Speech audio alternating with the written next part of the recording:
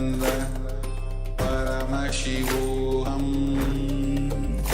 Om Nityananda Paramashivoham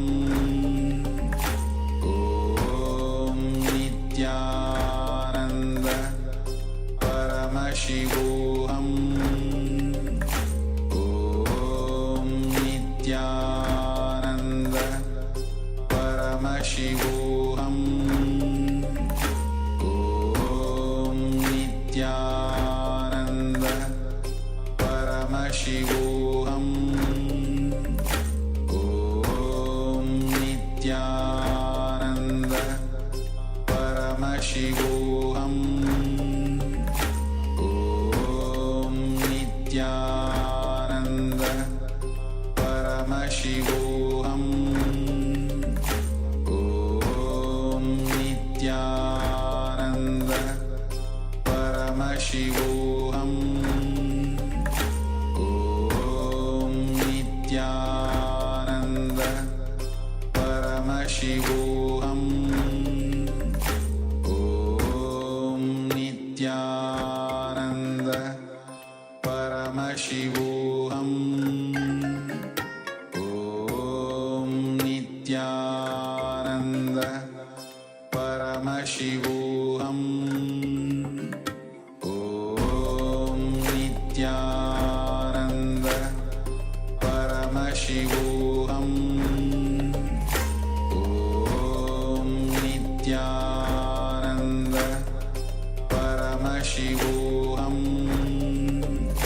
Om Nityananda Paramashivoham Om Nityananda Paramashivoham Om Nityananda Paramashivoham Om Nityananda Paramashivoham. All right, you can relax now. And now take a moment and share with us the result of your body scan. So we were scanning for your vitals. So whether that's the heart rate, the blood pressure, the temperature. So whichever one you decided to check for, please let us know in the chat box. So which one and what the reading was. Please take a moment. Meanwhile, we would like to welcome Ma Mihiri, who has joined us, Nityanama. Nityanama, welcome. And also we have Chen Jia, Nityanama. Chenya. Yes. So please go ahead. Yes, and we also welcome Le Tang back. Nityanama, welcome back. Yes, Nityanama. So please go ahead and always be excited about the power manifestation. Whenever you start manifesting the powers, be excited when you feel that Paramshivha is manifesting through you. Yes, Paramshivha is there, but I have when you start manifesting this power and it manifests through you, you know that yes, I have that potential, I have that possibility that I can also be in that state of Paramashivata, that Paramashivoham, I am Paramashiva. That happens, that click happens when you start manifesting this power, that peak possibility is available to me as well. That click when happens, you'll be excited, enthusiastic, alive, inspired to manifest the powers again and again and again. And it's very rare that Swamiji has given this power to all of us, the science of whole power to all of us, which was actually very rare to the human beings. So with intensity and full dedication, full devotion, gratitude and surrender to Swamiji, let's start manifesting the power, as we will have again and again. At this moment will be your request to share your power manifestation when you scan your whole body, the vitals of your body. And yes, we realize it is quite late for some of our participants. They have been staying up for for a very long time. But please, if you could make an effort, so make an effort, because as Swamiji says, whatever you put into it is what you get out of it. And especially the power manifestations are the most important segment of this program. Of course, we have the darshan, that is by far the most important. And of course, the power manifestation straight after darshan is the most important power manifestation. But through every power manifestation, you kindle that feeling connection to Swamiji, that connection to Paramashiva himself. So it is very, very important. It is the space of oneness, from the space of oneness that these power manifest. And through this space of oneness, through this practice of power manifestation, you realize your own divinity. As Swamiji beautifully puts it, we are spiritual beings having a human experience. We are not human beings having a spiritual existence, spiritual experience. We are spiritual beings. Through these power manifestations, through the space of oneness with Paramashiva, space of oneness with Swamiji himself, we kindle this oneness, this connection, this feeling connection, and we realize our divinity. We understand who we are, and we touch our true self. We are in touch with our true self. So requesting everyone, please, for yourself, make sure that you do take part in these power manifestations. It is so, so important. This is why we are here for. This is the reason why we take birth. Swamiji tells us beautifully, we take birth in order to reach higher consciousness, higher states of consciousness, to move towards our enlightenment, to move towards reuniting ourselves and liberating ourselves from this life and being in oneness with Paramashiva. This is why we take birth. And the best way to do that is through the space, from the space of oneness. Yes. And if you're still sharing, please go ahead and share. Meanwhile, we'll be entering into the next session. And the next session is going to be on the laughter is the best medicine. So I'm saying very beautifully. Laughter itself is from the consciousness. The moment you start laughter, that brings tremendous health. No technique is required, just laugh and just brings tremendous health. It is not just Swamiji that tells that, even science tells us that laughter is the best medicine. See, when you laugh, you release so many endorphins, so many chemicals, happy chemicals that heal your body, that put you in such a good state of mind, good state of health. And so it is very important, this laughter as the best medicine. It is just it is. See, also in medicine tells us that it takes less muscles to laugh, to smile, than it does to frown. Less muscles in our body. So why not? Laughter is the best medicine. So let us come to the space of listening as we hear from the Supreme Pontiff of Hinduism on this very topic.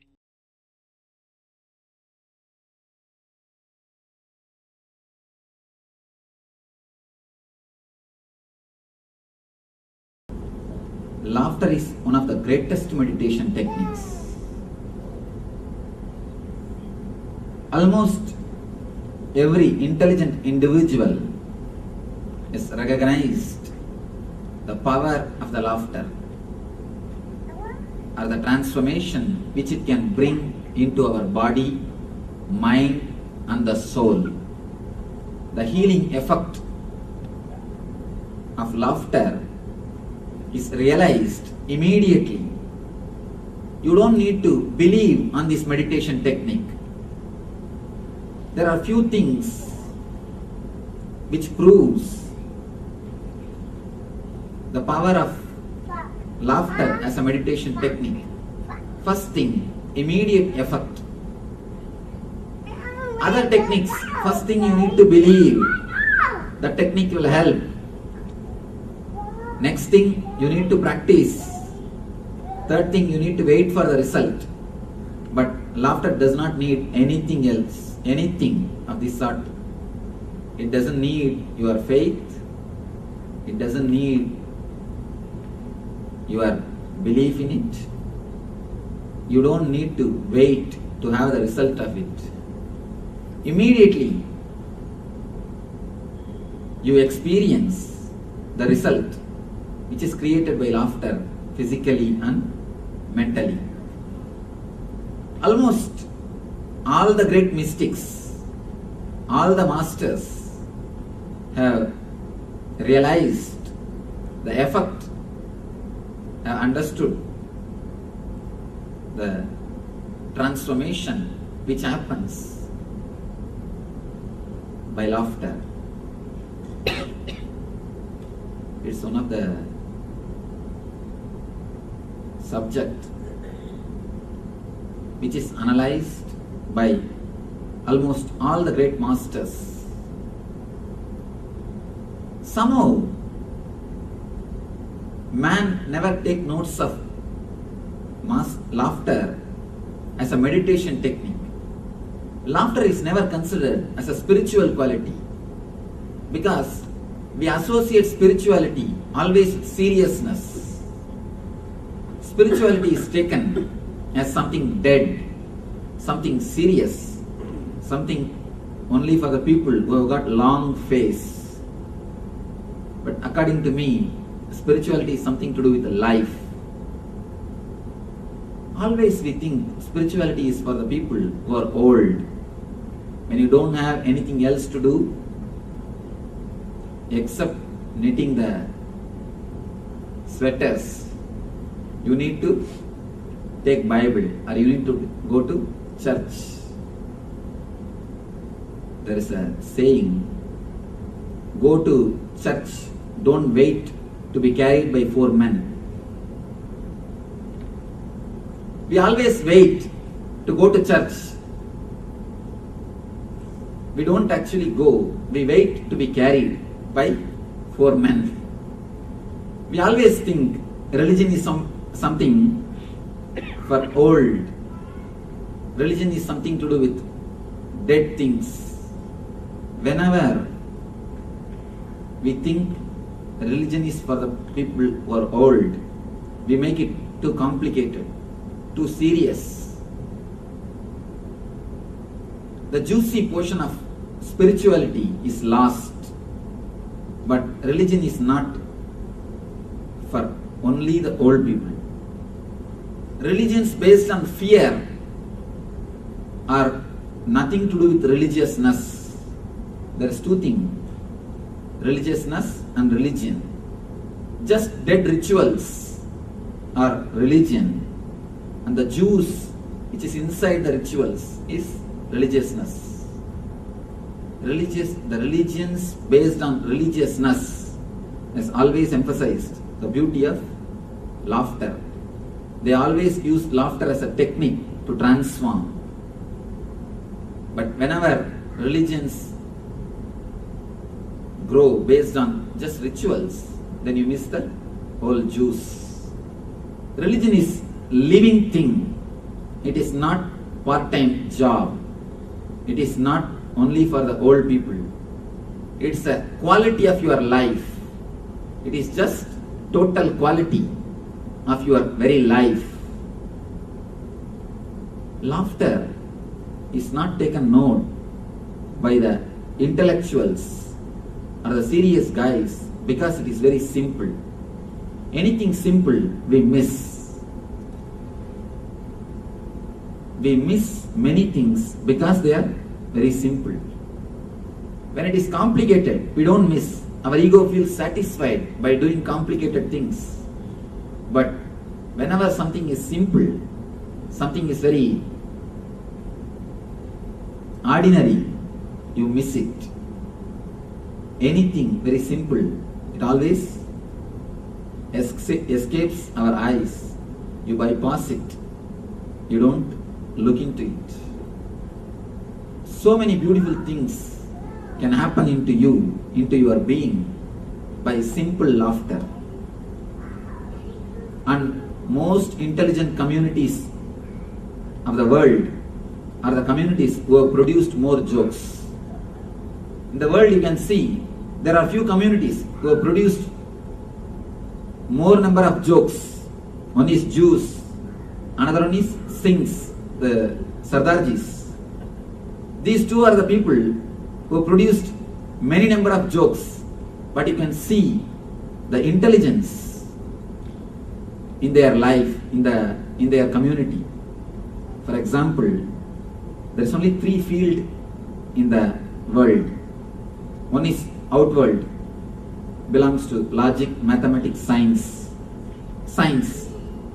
Another one is inner world, religion, mysticism, spirituality. Third is in between, psychology. The world related to outer world, the science. Inner world, religion. Between, psychology. The outer world, if you see the top person, Einstein is one of the genius mind in the science, the field of science. Inner world, Jesus. Today, more than half of the universe is followers of Christ. Between, psychology. Father of psychology is Sigmund Freud. And strange thing, all the 3 are Jews. Jesus, Einstein and Sigmund Freud. Father of psychology. All the 3 are Jews. According to my understanding, laughter and jokes play a major role in intelligence. Communities which created more possibilities to laugh, more possibilities to joke, more possibilities to open the energy, have created intelligent people. They have presented intelligent minds, genius minds to the world. Because when you laugh, your whole being opens up. A new kind of energy enters your being. Just a simple understanding about the jokes. How these jokes work. How the jokes make you laugh. Actually, when you listen to a joke, slowly, your mind is tuned to certain kind of rational thinking. You come to a conclusion. But the last word, the punchline, is always something beyond your expectation. The moment you listen something beyond your expectation, your logic is put off. Your rationality is relaxed. Immediately you open and you burst into the laughter. A small story. One guy was trying to tell a joke to a group of his friends. To tell a joke, you need intelligence. This guy was trying to tell a joke to the group of friends who were sitting and chatting with him. But somehow he missed the punchline. Nobody was feeling like laughing. Everybody was silent, keeping quiet. But one guy who was in the group started laughing uproariously, full belly laughter. The others were not able to understand why he is laughing. One guy said, "Why are you laughing?" Neither we understood nor he himself understood what he has said. The guy who was laughing somehow slowly controlled himself and said, "Laugh now itself, otherwise he will tell the same joke once more." Your logical expectation is different. And the punchline totally gives a different view.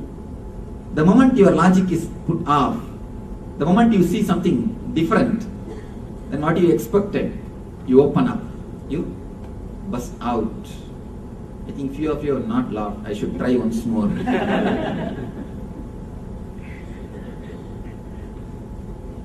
Whenever your logic is pushed aside, you open up. A light of energy, a ray of energy enters into your being. It's like in a dark room, a ray of light enters. Just like that. A ray of energy comes out to your body from your Atman, the source of all energies. From the ocean of energy, a ray of energy is supplied to your body the moment your logic is pushed aside. That is what happens when you laugh or when you listen to a joke. But there are few hard nuts who are continuously intellectual, who are continuously thinking. It is very difficult to make them laugh. It's very, very, very difficult to make them laugh. Understand, when I say the word intellectual, I don't mean they know everything. I mean they don't understand anything. They don't have sensitivity towards the reality. They are continuously thinking. A small story. There was a competition in India. If you don't laugh for 100 jokes, you will be given 10 lakh rupee. And 5 people will be made to sit. Those 5 will continuously crack jokes. You are supposed to stand on the dais without laughing. One guy entered the competition. Somehow he managed 40 jokes. But 40 joke he was not able to manage. He laughed. Second guy entered and managed 80. The third guy, really hard nut to crack, managed 90. Even up to 95, 96. The people who are telling the jokes, they were not able to understand what is happening. And these guys are prepared from all possible sources, getting jokes and arranging. The people who are seeing the program, they all started getting stomach pain by laughing. But this guy is just standing. By 98 joke, a small smile started appearing in his face. This guy's wife was sitting in front. She started shouting, "Hey, keep quiet, don't open the mouth. It's only 2 more jokes, don't miss 10 lakhs. Don't laugh, close your mouth." But somehow 99th, he was not able to control and laughed. Gave a full belly laughter, uproariously. The moment he came down from the stage, wife shouted at him, "Fool, you missed 10 lakh just by one joke. 1 minute, you could have shown your original face. Why did you laugh?" This guy said, No, just then I understood the first joke. Hard nuts don't think they're very intellectuals. When you don't have the sensitivity to the reality, when you don't have the sensitivity to what is happening around you, you keep your face long.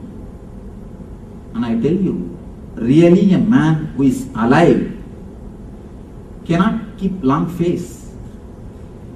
When you are continuously thinking, if your whole energy is sucked by your mind, if you are a great intellectual, just thinking, actually, if you become a great intellectual, you stop living. You stop living with reality. Only the guys who have become great intellectuals, who have disconnected themselves from the reality, they miss the whole joke of existence, whole universe. They miss the whole joy. They miss the whole play, because the existence is the ultimate joke. The existence is the ultimate bliss. If you have the sensitivity to live in this body, if you have the sensitivity to see the things around, if you have the sensitivity to hear what is happening, if you have the sensitivity to feel what is going on, you will see your life will be filled with laughter. Your life will be filled with laughter. Because laughter is one of the important quality through which existence expresses itself. When you laugh for that one moment, you become one with energy. And there is a great story of Bodhidharma. When he became enlightened, the first thing which he did, the next thing which he did, the last thing which he did was laughing. When you laugh, you fall in tune with existence. When you fall in tune with existence, you start laughing. You may think, what is this? The story goes, Buddha came to give his everyday discourse early morning. 10,000 sannyasis are sitting in front of him. It is always believed Buddha had 10,000 enlightened disciples along with him, always traveling. So 10,000 enlightened disciples are sitting in front of him. One guy who is yet to become enlightened, this Bodhidharma, he has not become enlightened. Buddha, when he came, he brought a rose flower. He was just sitting without speaking, looking at the rose flower. He was looking. Suddenly he calls Bodhidharma and gives that flower to him and says, do you understand? Bodhidharma starts laughing uproariously. He neither gave a reply, I understood, nor he said, no, I have not understood. Just he started laughing uproariously. Buddha says, you understood, sit. And from that moment, Zen Buddhist scholars and Buddhist scholars are writing volumes after volumes. What has happened between Buddha and Bodhidharma? Why did he laugh? Why did he laugh? So many volumes have come out, but these volumes are all totally serious. According to my own understanding, what would have happened is a simple clarity. Bodhidharma would have been running, searching for the center of the consciousness, for enlightenment himself. The moment Buddha gave the rose, he has understood it is himself. So when he stopped searching, he got it. Then you would have laughed, oh, in what foolishness, in what rut I was wasting my life. I was searching everywhere myself except where I am placed, my own inner being. The moment he has turned himself towards his inner being, he has experienced his self and started laughing. The whole existence is nothing but a great joke. Nothing but a big joke. When you continuously think intellectually, you can't understand the whole play of existence. A great professor of philosophy goes to a Zen master and asks him, Master, please teach me the secret of universe. Why all these things are happening? What is happening? Why all these sufferings? Why God created the world? Why all these things are happening? Teach me. The master suddenly started laughing uproariously. You do not know how these Zen masters laugh. Their laughter is so strong and infectious. It is said then Zen masters don't laugh only by mouth, they laugh with the whole body. It is said they roll on the ground and laugh. There are clear records. Zen masters, when they laugh, they don't sit and laugh, they don't laugh only by mouth. They laugh with their whole being. They roll on the ground and laugh. His laughter is uproarious, infectious.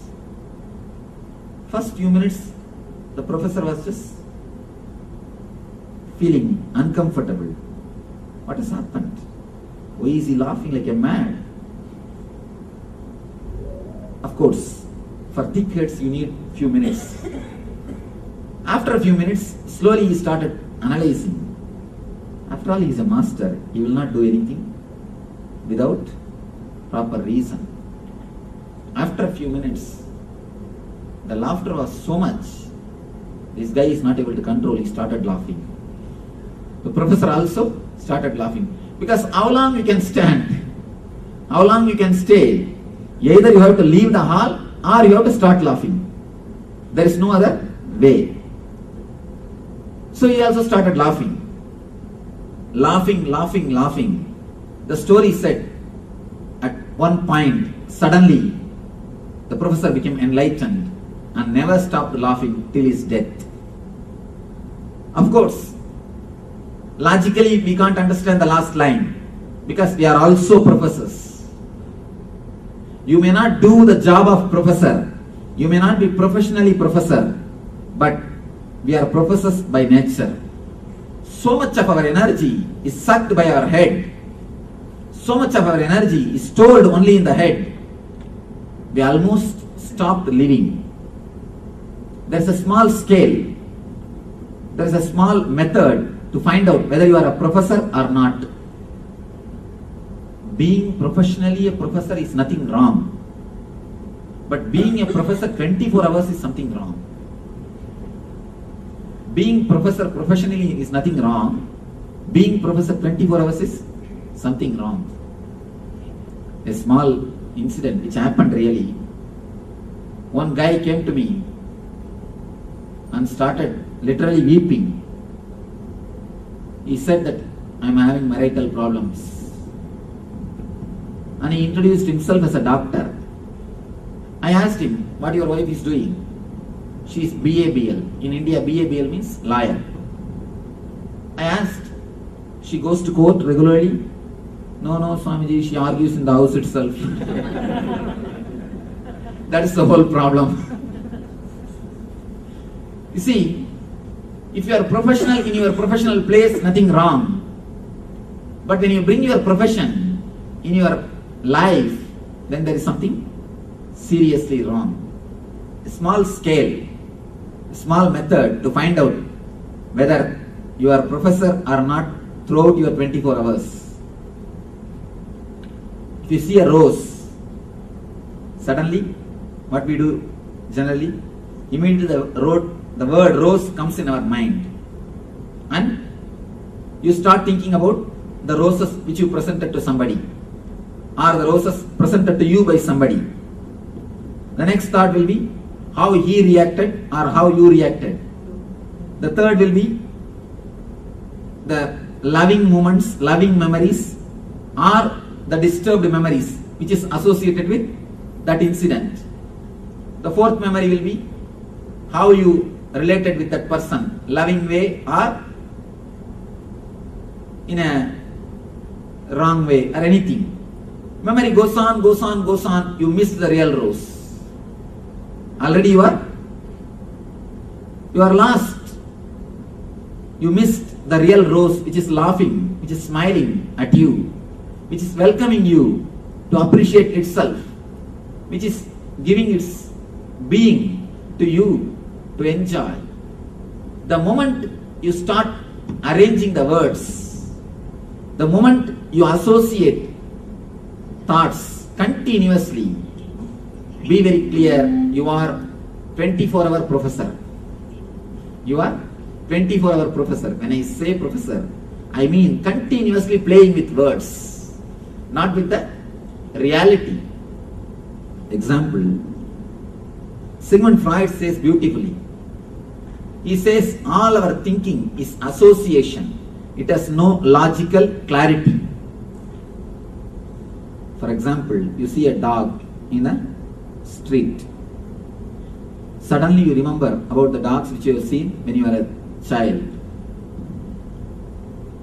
Suddenly you remember the teacher who taught you the lessons when you are a child. Then you remember where your teacher used to live. Then you remember the school.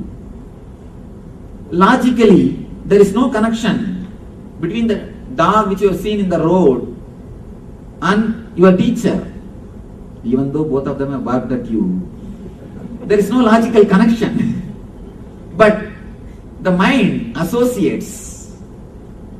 If you are continuously thinking based on association, not based on logic, then be very clear, you are professor, 24 hours professor.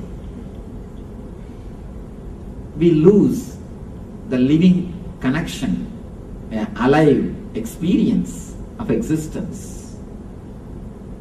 The story says, the professor laughed, and he became enlightened.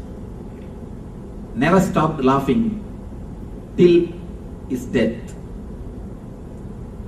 We may think how laughing can make somebody enlightened. According to Zen Buddhism, if you laugh just for 42 seconds continuously, 42 seconds continuously, you can become enlightened. Again, shocking thing. We are all laughing continuously, sometimes even 1 minute, 2 minutes, but we are not become enlightened. Many people may think. One thing, what Zen people say by the word laughter is a total laughter. When you really laugh, your mind stops thinking. For that 1 minute, for that 1 second, for that 1 chana, you fall between the gap of one thought and the other thought. You can do only one thing. Either you think or you laugh. When you laugh, you can't think. If you are thinking, the laughter is not total. If you are thinking or doing something else, then be very clear, laughter is not total. Your being is not totally into that laughter. Laughter brings you to the present moment. By thinking, you travel either in the future or you are worrying about the past. But when you laugh, automatically you are brought to the center. You are brought to the moment, to the present moment. You live, you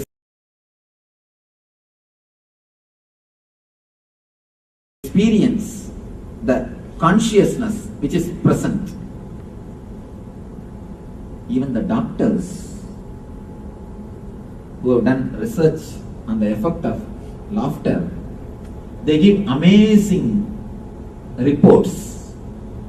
They say, first thing, it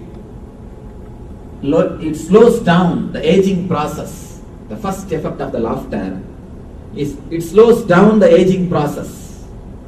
Aging process means getting old. You don't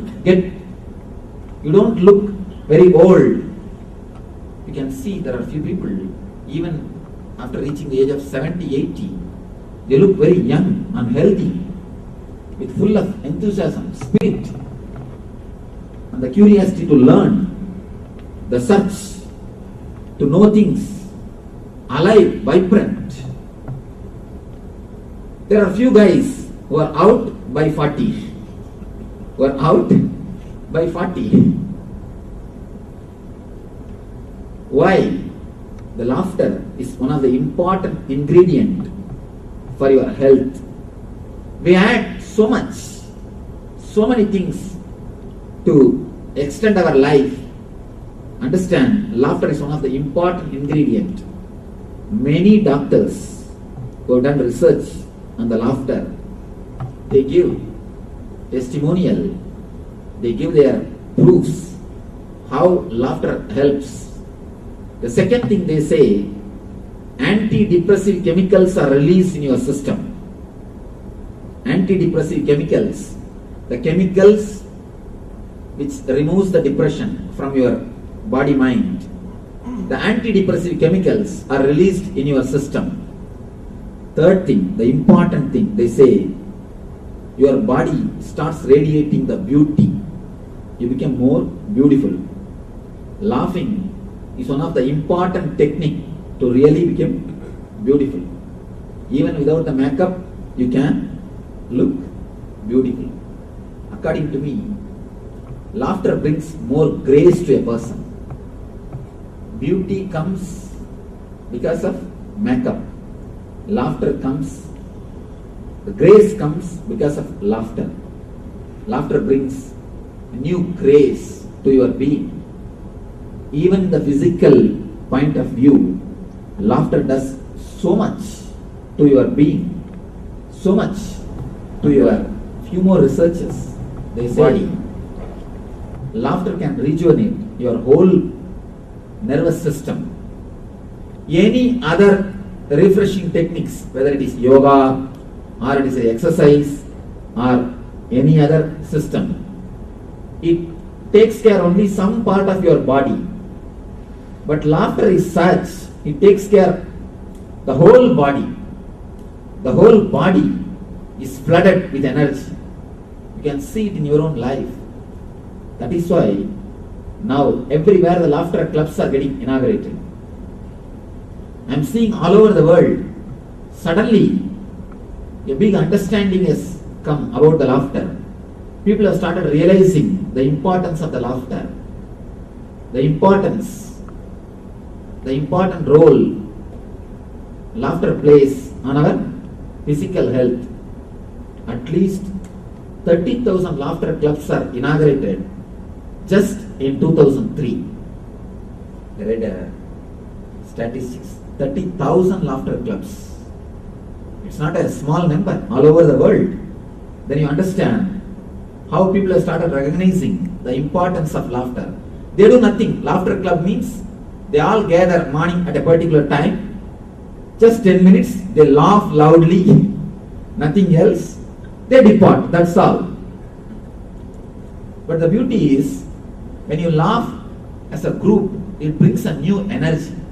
Because laughter is infectious. When you laugh alone, it's like you earn $10 and you spend $10, that's all. When you laugh as a group,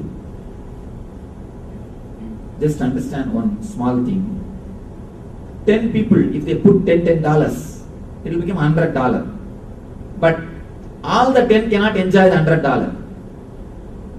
Only one can enjoy that $100. If all 10 has to enjoy means, again it will come only $10.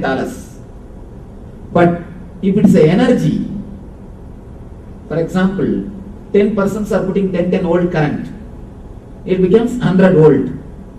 If all the 10 touches that 100 volt, all the 10 will have 100 volt current shock only. It is not that they will have only 10 volt, no. All the 10 will have 100 volt. So when this energy, each one receives the total effect of the group. As far as laughter concerned, according to my own understanding, when the 10 people put 10 volt current, not only it becomes 100, there's a new transformer which is called group consciousness is created, and the 100 volt becomes 10,000 volt. You put 10 volt and you receive 10,000 volt. The group consciousness means a deep love and understanding between the whole group. When you laugh, you show you are innocent. You open up to the new relationships. You show a positive sign to the next person. You show a green signal to the people who are around you. They can come into your space and you are welcoming them. If they allow, you are ready to enter into their space. Letting somebody else to come into your space is the greatest technique to create any relationship. Why people suffer so much in aloneness? See, I have always seen the countries which are most depressed are the countries which are suffering the aloneness. Why you suffer so much with aloneness and loneliness? Because you don't have courage to open your space for others. I have never seen anybody suffering in aloneness or loneliness in India. Very rare. Very rare. People there suffer because of too much of crowd. Never by loneliness. Why? Somehow from the young age the techniques are taught to open up almost everything. The going to temples, doing group prayers, almost in every step you are taught to open yourself up for the others. Letting the others to enter into your space is one of the important techniques to extend your life and to live more. Because the doctors say, if you are alone, if you don't have good friends, there is every chance, there is more chance of you dying 8 years ahead of your time, scheduled time. They say 8 years is not a small time. 8 years you can die earlier than your schedule if you are alone and if you don't have good friends. There are statistics says, if you are retired early and you are not letting the people into your space, you are welcoming the heart attack, you are welcoming the cardiac problems. There are so many things, so many proofs, even in the medical field, which says letting the other people into your space or you entering into somebody else's space heals your mind, heals your being, gives you a fresh energy, gives you the fresh feeling. There is a book titled by me, the book title itself, Open the Door, Let the Breeze In. We are so much filled with insecure feeling. We continuously cover ourselves. Finally we make our own jail. The worm which creates a net for him to stay safely, finally he creates a jail instead of just net. And he forgets he is in the jail. Most of our houses have become almost like a graveyard. When you are alone, when you are not letting anybody into your space, when you are not entering into somebody else's space, when you are not sharing your space with others, your house is nothing more than a graveyard. It's a tomb. Maybe you are preparing it. Maybe you are getting ready. Be very clear. Laughter is a green signal for the other to come and relate with you. It's a wonderful signal which you are giving to the other. I am open to let you into my space. Laughter heals a lot of diseases, especially the diseases related to navel center and throat center. There are so many records. Of course, I myself have worked with the laughing meditation. I have seen so many people getting healed by this one meditation. And such a powerful meditation, almost every person feels the effect except the 24 hours professors. And even they somehow open up. Because the group energy is such a infectious. You can't resist such a big group laughing. If you are alone, or if you are only with your wife, you can tell, keep quiet, shut up. Behave yourself. Something you can tell. If you are just with your kid, then you can say, shut up, sit quietly, behave yourself. But when you are with a whole group, you cannot resist. It is too infectious.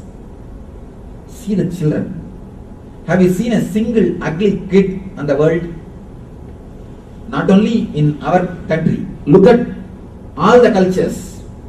Even in Ethiopia, where kids are suffering due to poverty, where there is no food. Even in Ethiopia, they may be lean and thin, but you can never see an ugly kid.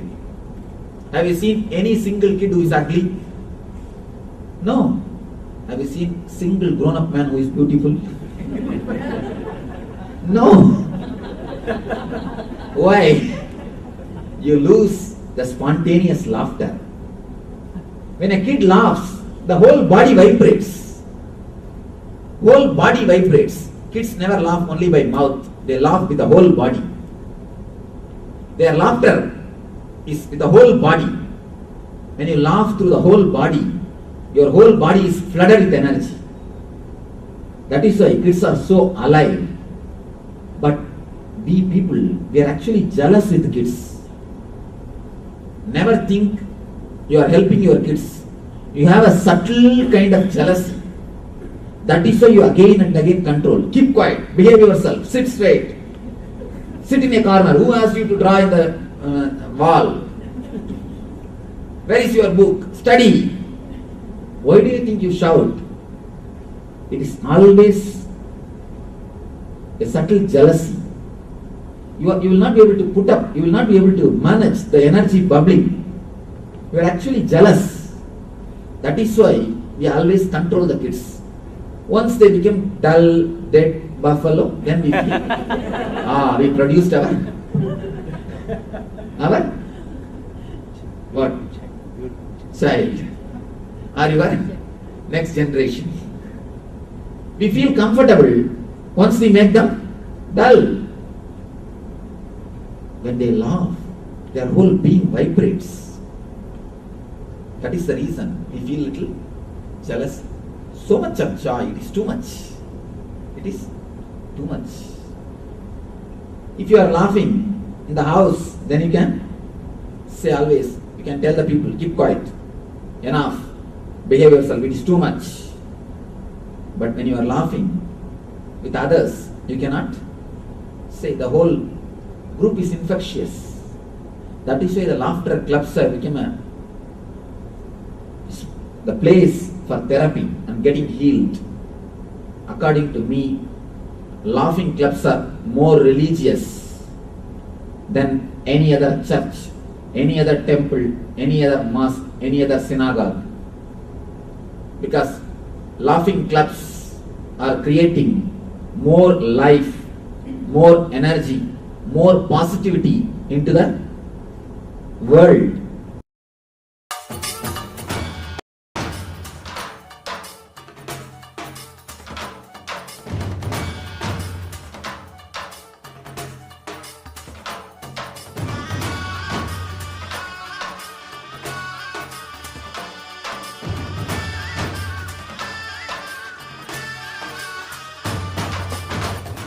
Today is the best day.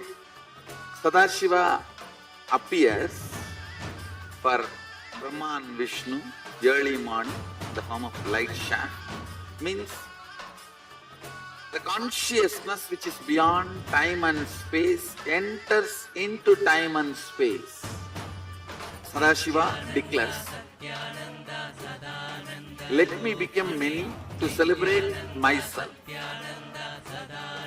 So morning we celebrate he becoming many.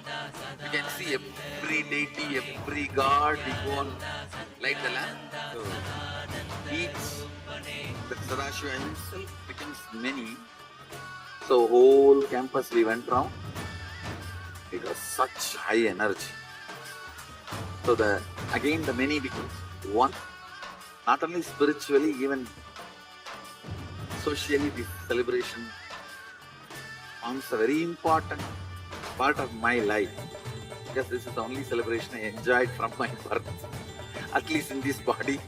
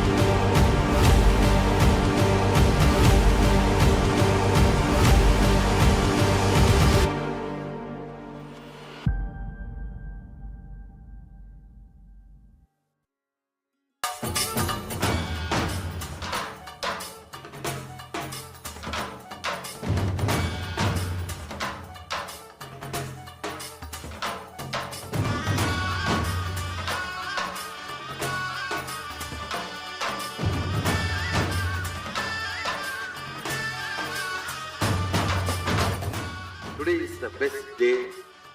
Sadashiva appears for Brahma and Vishnu early morning in the form of light shaft. Means the consciousness which is beyond time and space enters into time and space. Sadashiva declares.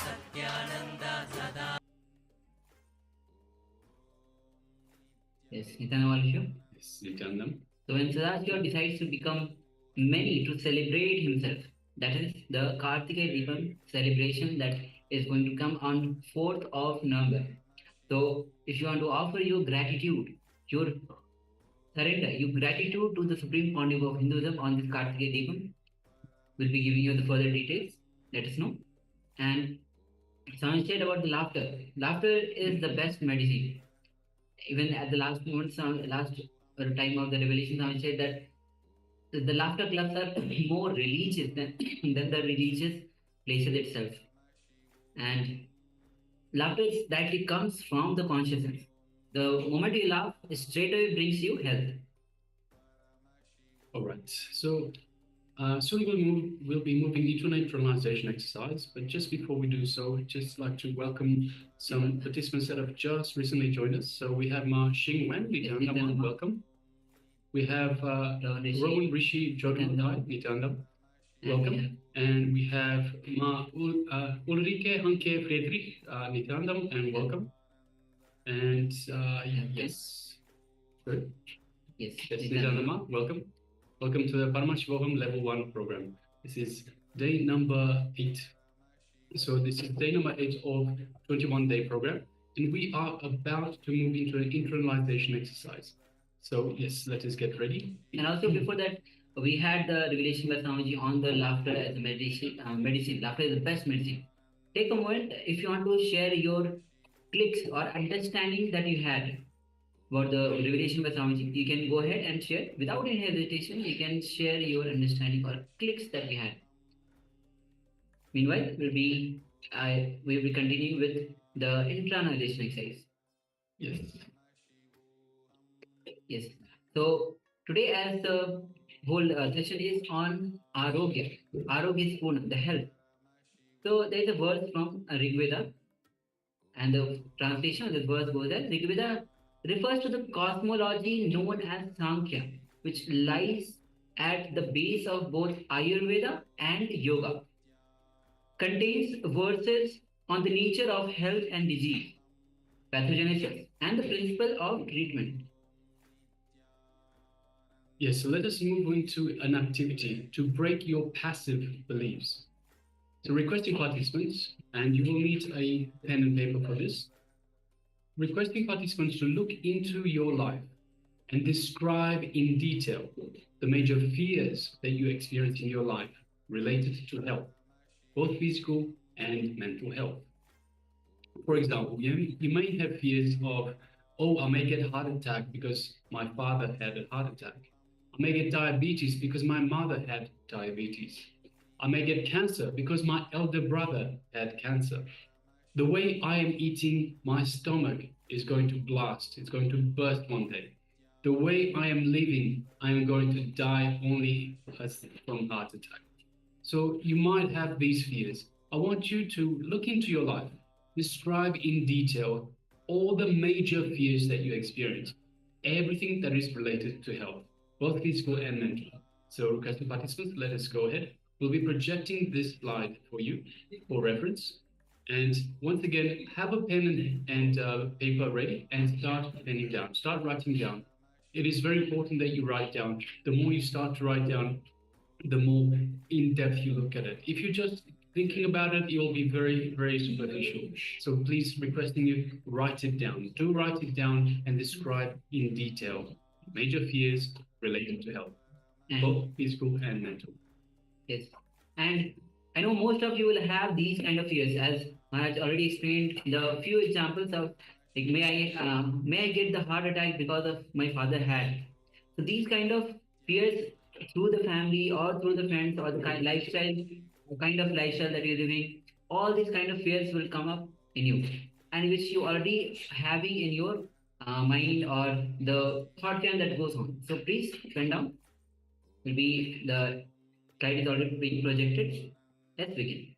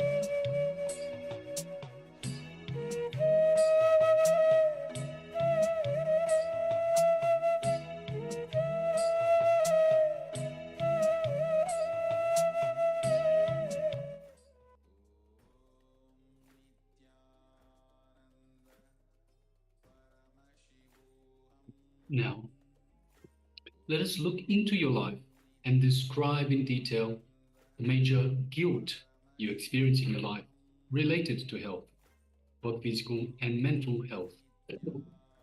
So once again, look into your life and describe in detail the major guilt you experience in your life related to health, both physical and mental health. For example, many times you want to work out, to maintain your diet, to keep yourself healthy, but you fail after 1 week. You may want to stop smoking, but every month, 11 times you stop smoking, means 12 times you start again. So you may have guilt about that. So look into your life, describe in detail major guilt you experience in your life related to health, both physical and mental. Let us continue.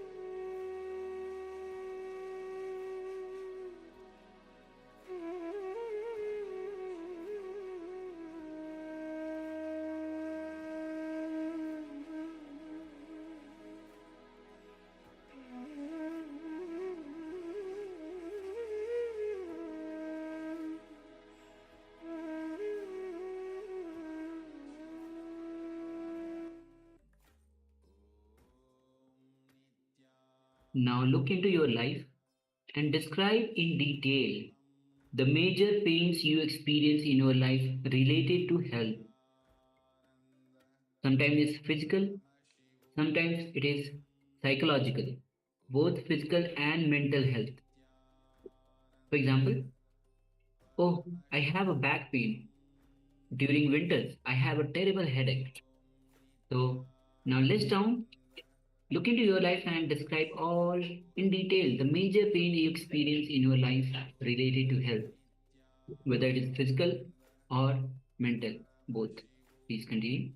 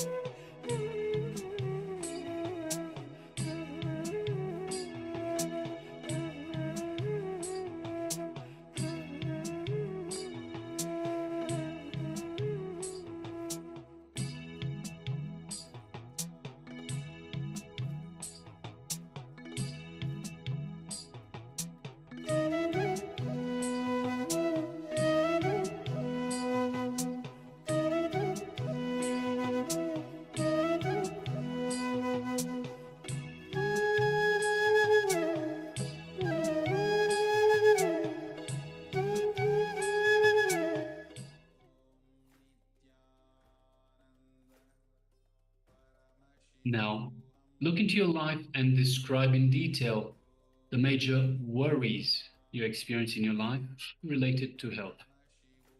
So look into your life, describe in detail the major worries that you experience in your life related to health. For example, my hair is graying because of stress. So this is a worry. Or I won't grow tall because my parents are short. Or perhaps I'm not able to reduce weight.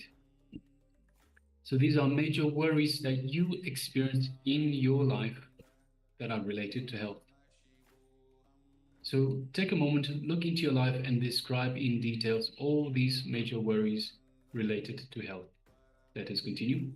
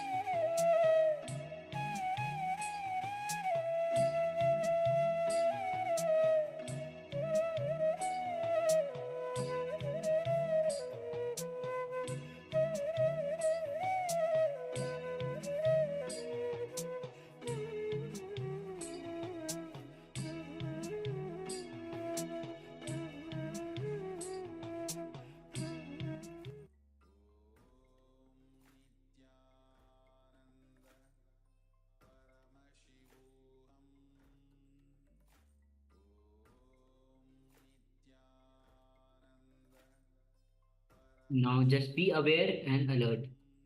Whenever you become aware of the negative thought surfacing, just visually scatter the negative words and see them disperse.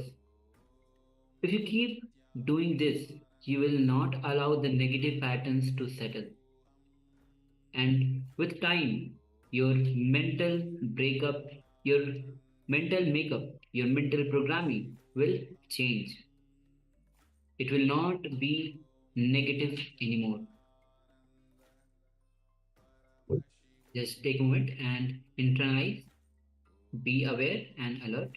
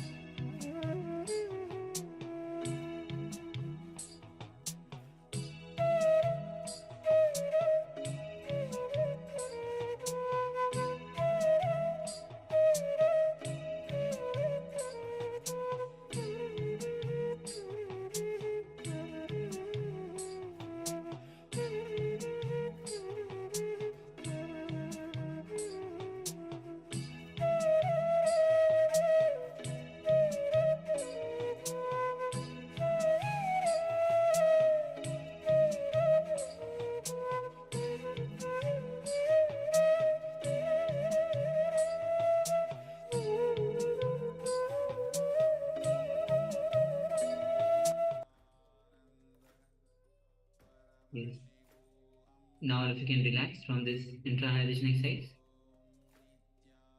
to break your passive beliefs that you carry about all the negative, all the worries that you have, all the pains that you have, all the major guilts that you experience in your life, and all the fears that you have that you experience in your life. Yes. So one of the best way to overcome these guilt, pains, beliefs are simply to be aware. So just be alert and aware. So by becoming aware of these negative thoughts surfacing, we can just disperse them. So they will simply go away. All right, so next we are moving on to the next segment in our program, which is a meditation, the Agni Tattva meditation. Yes. So, Agni Tattva meditation to cleanse the navel.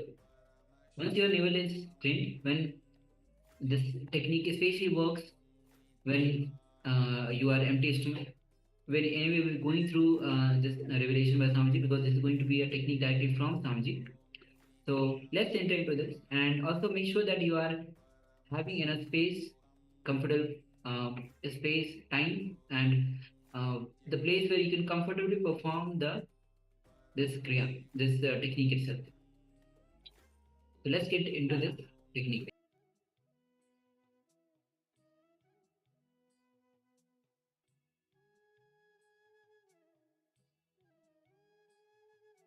Now we'll do a simple meditation technique to feel light.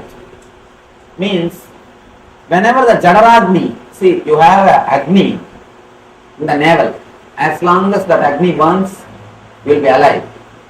Once that Agni goes away, your body will be put in the Agni. Once that Agni disappears, your body will be put in the Agni. The Jadaragni is active, alive. Whatever quantity you may eat, you will feel light. If the Jadaragni is not alive, even if you are fasting, you will feel heavy. You will feel dull. Actually, fasting is supposed to be done to make the Jadaragni alive.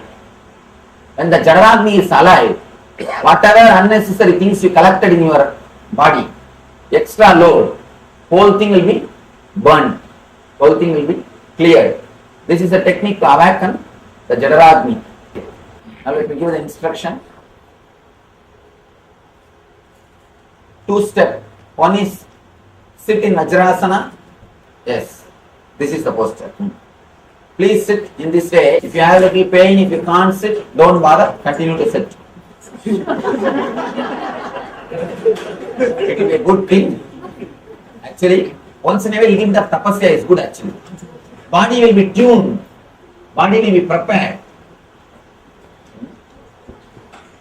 And the next step is visualize there is a fire, Agni, in your navel center, and awaken that Agni or infuse air into that Agni with Omkara. Understand? Whenever you blow air into the fire, what will happen? It will start burning. It will start burning. Same way, visualize Agni in the navel center and blow air with Omkara mantra just by reciting Om. Visualize you are blowing air into the Agni. Just awaken the Jadaragni so that your whole body will feel light. Your whole body will feel light. Then you will be able to enter into the meditation whole day, feeling and easy.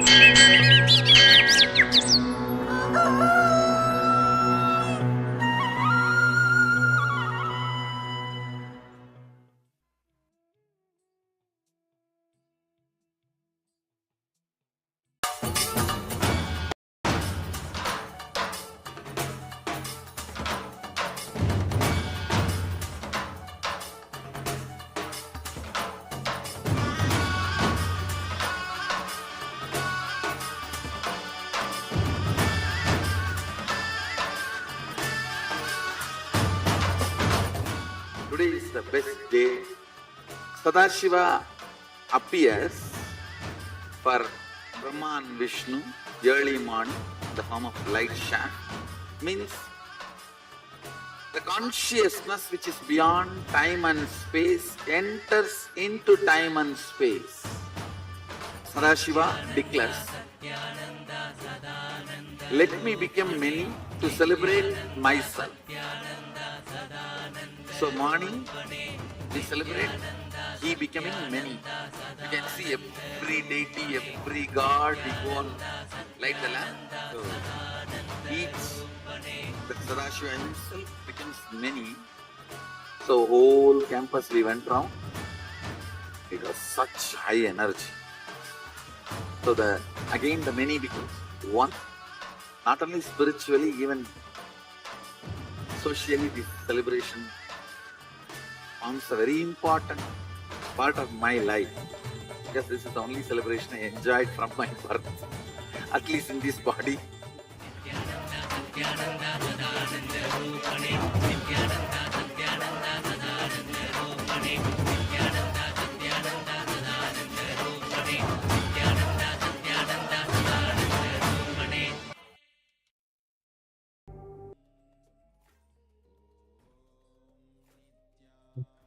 So this is the celebration of Kartika Deepam. All of you must have been aware of till now that 4th of January, 4th of December till 13th of December, we have Kartika Deepam coming up, where Sadashiva becomes many to celebrate himself.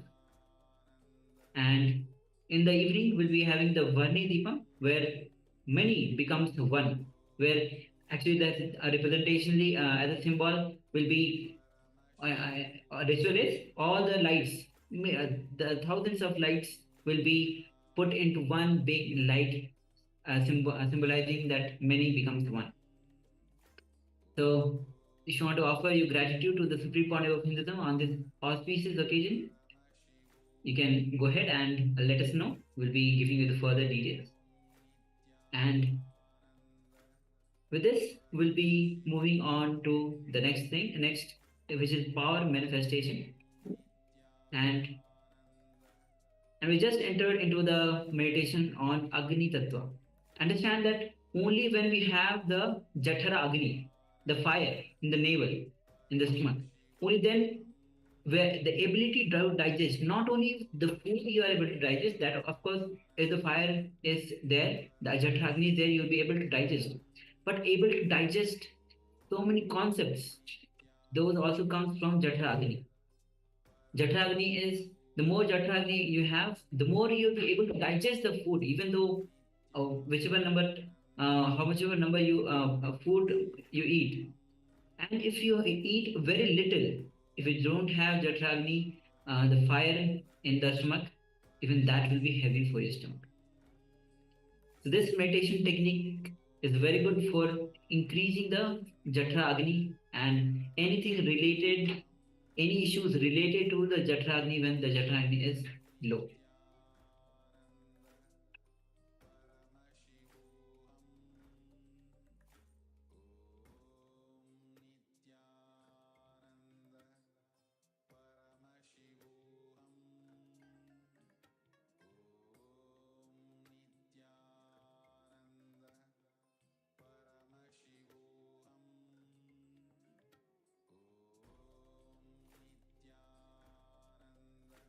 Yes, so now let us move into the power manifestation segment once again.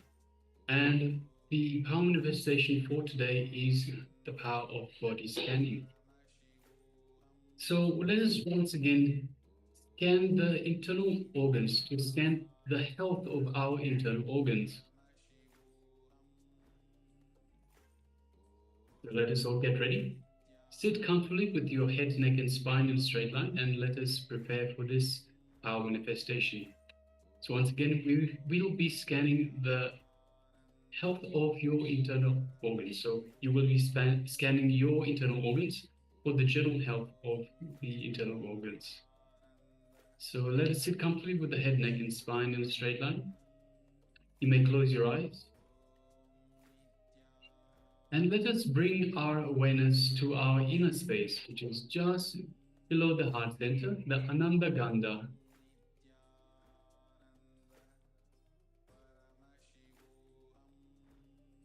And let us visualize Swamiji in our Ananda Gandha, our inner space.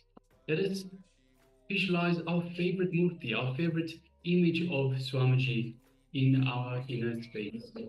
The one image that you connect most with, that you feel this feeling, you have this feeling connection to Swamiji through this image.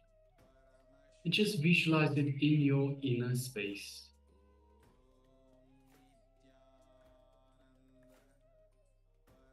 Feel the love, the compassion, and the infinite grace that Swamiji is radiating in your inner space.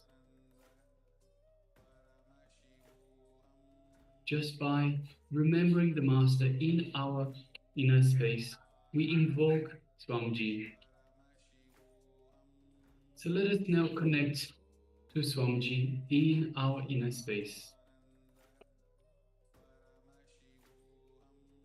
Let us feel the energy, Swamiji's energy, flow through our entire body, from head to toe, all the way through, reaching out to every one of our cells, every one of the trillions of cells that we have in our body, being awakened, being energized, being rejuvenated by the Supreme Pontiff of Hinduism, by the superconscious energy that he is radiating in your inner space.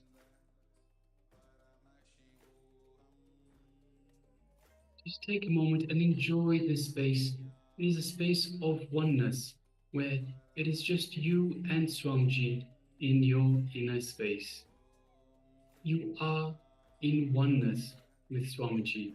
You are one with Swamiji in your inner space. Just take a moment and feel this space of oneness. Enjoy this space of oneness with Swamiji.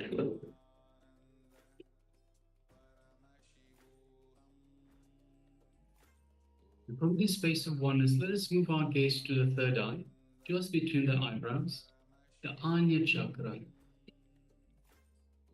And look through the third eye into Swamiji's third eye. And as you do so, you feel the connection from Swamiji's third eye into your third eye. An energetic connection. And you feel energy in your third eye.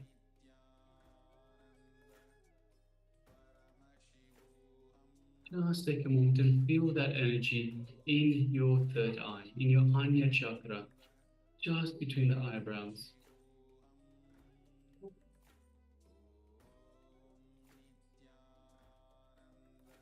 Let us now start chanting the Mahavakya. Om Nityananda Paramashivoham. Om Nityananda Paramashivoham. Om Nityananda Paramashivoham. Let's continue chanting the Mahavakya. And from this space of oneness with Swamiji, and through this connection to Swamiji's third eye, let us ask Swamiji, look through the third eye and scan the overall health of my inner organs. Let us now begin this power manifestation. Nityananda Paramashivoham. Om Nityananda Paramashivoham. Om Nityananda Paramashivoham. Om Nityananda Paramashivoham. Om Nityananda Paramashivoham. Om Nityananda Paramashivoham. Om Nityananda Paramashivoham.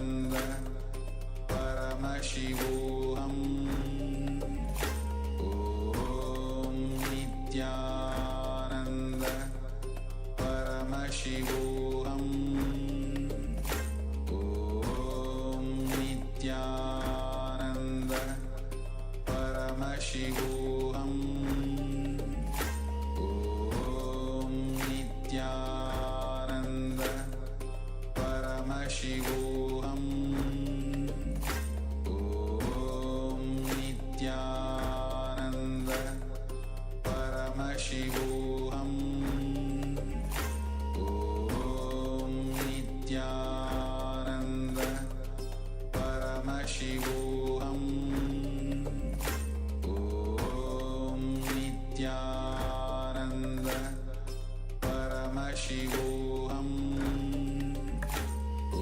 Om Nityananda Paramashivoham Om Nityananda Paramashivoham Om Nityananda Paramashivoham Om Nityananda Paramashivoham Om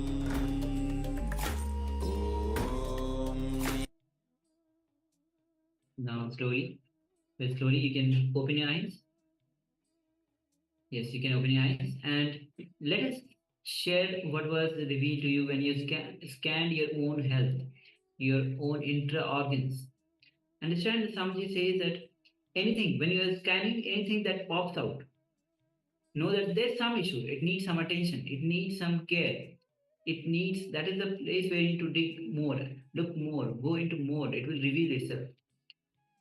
And also it will, as you go more deeper, it will reveal itself what exactly is the issue. And you can heal as well. Yes. So once again, requesting all participants, please share with us what was revealed to you. All power manifestation manifests from the space of oneness. And it is important to understand that. It is important to understand that from the space of oneness, see, the mind has nothing to do with it. So if you ever have a question, hey, is the mind that is revealing stuff to me, or so am I making this up, or is it really a revelation? One easy way to tell is, if your mind is getting involved, it will build a whole story. So it'll start building a thought and expand on it, and you will get entangled in that thought. You will buy into that thought. But when a manifestation occurs, it's just simply like that. It just happens without any logic. It is there. The piece of information is there because it has nothing to do with logic.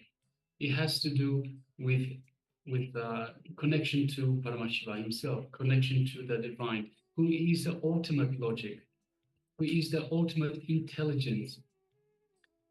And so it's very important that when we do manifest these powers, that we unclutch. So that's why we go through the unclutching process to start off with. We clear the mind, we come to the space of present awareness, and from this space we can manifest these powers. And of course, this power of body scanning, whatever you wish to scan, so whether it is the internal health of your organs, whether it is to find out your blood pressure, your heart rate, your temperature, all of these things are so important. And of course, by bringing awareness to the particular area, whatever it is that we are scanning, we bring healing to it as well. So whether this power itself has so many practical uses. Let's say, for example, you have a little bit of temperature. You have maybe just a slight fever. You start scanning your body and start scanning for the temperature that you have. Just by bringing awareness to this, you are healing yourself. You are bringing the temperature down to a manageable level. It is so important that even if you're scanning, for example, let's say you have a sore knee. For some reason, your knee is hurting. By bringing awareness to the knee, you give the body the attention, the energy that it requires for it to heal. And it's so important. So many different practical aspects. It is such a simple way to heal yourself, to maintain your body healthy. It is,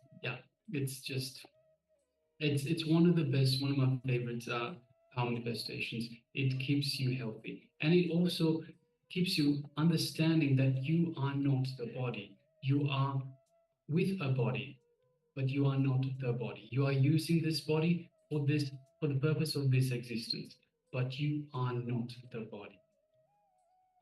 And this is very important. Yes. So with this, let's move on to the next session. Now we'll be entering into the session of laughter, the green signal. We already covered where Swamiji was revealing how the laughter is the best medicine. And now we'll be entering into the next session, which is going to be on the laughter, the green signal. So please come to the space of listening and let's enter into this revelation.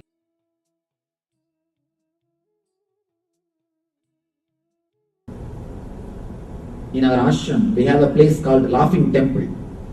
The place itself is named as a Laughing Temple, where I conduct regular discourses. Somebody asked me, what is this Swamiji, new name? Laughing Temple. I say, in this place you are supposed to offer laughter as your offering. That is why I have named this place as a Laughing Temple. Laughing is one of the greatest religious quality. Sense of humor is one of the greatest expression of enlightenment. According to me, there is no enlightened master who has not expressed this one quality, the sense of humor. There are so many enlightened masters. You see, some master expresses the love, somebody expresses the compassion, somebody expresses the silence, somebody expresses the great intelligence, somebody expresses by dancing. If you see the Krishna, he always sings and dances. If you see Buddha, he is silent and graceful. If you see Mahavir, always meditating. If you see Rama, always living righteousness. Every master expresses one quality, but here is one quality which all the masters have expressed. This must be the basic quality of enlightenment, sense of humor. Every master who is born, every enlightened person who is born on this planet Earth has expressed a beautiful sense of humor. Ramakrishna's books, if you read Bhagavan Ramakrishna's books, the direct recording of his teachings, there is a beautiful book called Gospel of Sri Ramakrishna. Every other page you will see a bracket, everybody laughed, everybody laughed. After every other page you will see a small bracket, everybody laughed. And actually the translation is done with a very polite way, because in original Bengali he used to speak in a very slang language. He spoke all his teachings in original Bengali. The original Bengali, if you read, you will be shocked. Is it Ramakrishna who is speaking? He is a very simple type of person. He is not high intellectual. He doesn't know how to use those cultural terms or how to present things. He is very hard. It is just a heart-to-heart gossip. I always tell people, more than a word gospel, gossip is the right word for his teachings, because it is something to do with heart-to-heart. He is so innocent, so simple, and all sorts of dirty jokes. You can never expect that an enlightened man can make so many dirty jokes. He gives all sorts of dirty jokes. One of his disciples, he asked, if you read the original Bengali version or an intimate reminiscence with him, you can understand what all the type of jokes he makes. One of his disciples is asking him, Master, you are an enlightened one. Why are you making such a dirty jokes? He says, what? I just tell jokes. You make it dirty. What can I do? I just tell jokes. You feel it is dirty. What can I do? That's the beauty of innocence, beauty of enlightened masters. He says, when you speak in a cultured way, it means you are editing your words. Two things will start happening. First, verbalization, then editing, you present it. But when I speak with my people, I don't edit. When I am speaking to the public, when I am speaking to the common man, a newcomer, I give an edited version, censored version. When I speak, when I open my heart to my own people, to a group of seekers, I give the uncensored edition. He says, I just tell jokes, you make it dirty. Beautiful thing we need to understand. It is we who make anything dirty. It is we who make anything dirty. For him, it is everything normal, simple. Of course, according to me, Ramakrishna is one of the greatest master who has used laughter itself as a meditation technique. And there is a record, a reminiscence of his disciples. They say, sometimes we will roll and laugh so much. His laughters and he mimicking somebody, he imitating the people. We used to get even the stomach pain. And we will sometimes feel that it is enough and we used to escape from his presence. We used to run away from him. You can't imagine that Ramakrishna used to make a bunch of jokes. And every master sense of humor was seen in every expression of enlightenment. According to me, this quality must be the basic quality. That is why every master expresses it. In other qualities, as far as dancing concerned, there is no expression of dancing in Buddha's life. In Mahavir's life, there is no expression of music. In Krishna's life, the silence is never expressed. In every master's life, something is missing. But as far as the sense of humor concerned, it is expressed in all the great masters' life. And moreover, if you see the masters laughing, you can see the ultimate expression of existence. One master, great enlightened master, used to tell his disciples, meditate on me as if I am laughing. Meditate on my form of laughter. Somebody asked him, why master? What is the speciality? What is the speciality? He says, a miser will be in his optimum energy. He will be in his maximum energy when he is counting the money. People never get tired counting money. Have you seen? Even if it is somebody else's money. In the bank, even if you are working in the bank, people never get tired of counting money. A miser will be in his optimum, in his maximum when he counts the money. A womanizer will be in his optimum, in his maximum when he is enjoying women. The same day, enlightened man will be in his optimum, will be in his maximum. He will be in his total energy when he laughs. Because for that moment, he is directly expressing the existence. There is one of the important saying by Zen Buddhist master. Somebody goes to him and asks, Master, always you say, whatever is done by you is different and whatever is done by us, it is different. If you yell at us, you say it is good for us. You say it is expression of compassion. But if we yell at somebody, you say it is expression of anger. Whatever we do, you find some fault. And if the same thing you do, you justify it with something. Whatever we do, you say it is something else. And whatever you do, you say it is something else. Tell me one action where we both meet and merge with each other, where both are one and the same. Master says a beautiful thing. He says, if I touch a rose flower, I am totally different. And the rose flower also feels totally different. If you touch a rose flower, you feel totally different. And lotus feels the rose feels totally different. Because your sensitivity is very less, my sensitivity is too high. When you touch a rose, only half of your being touches. And the same way, half of the rose being responds. But when I touch a rose, my whole being feels it. That's why the whole rose responds to it. There's one important thing in Zen.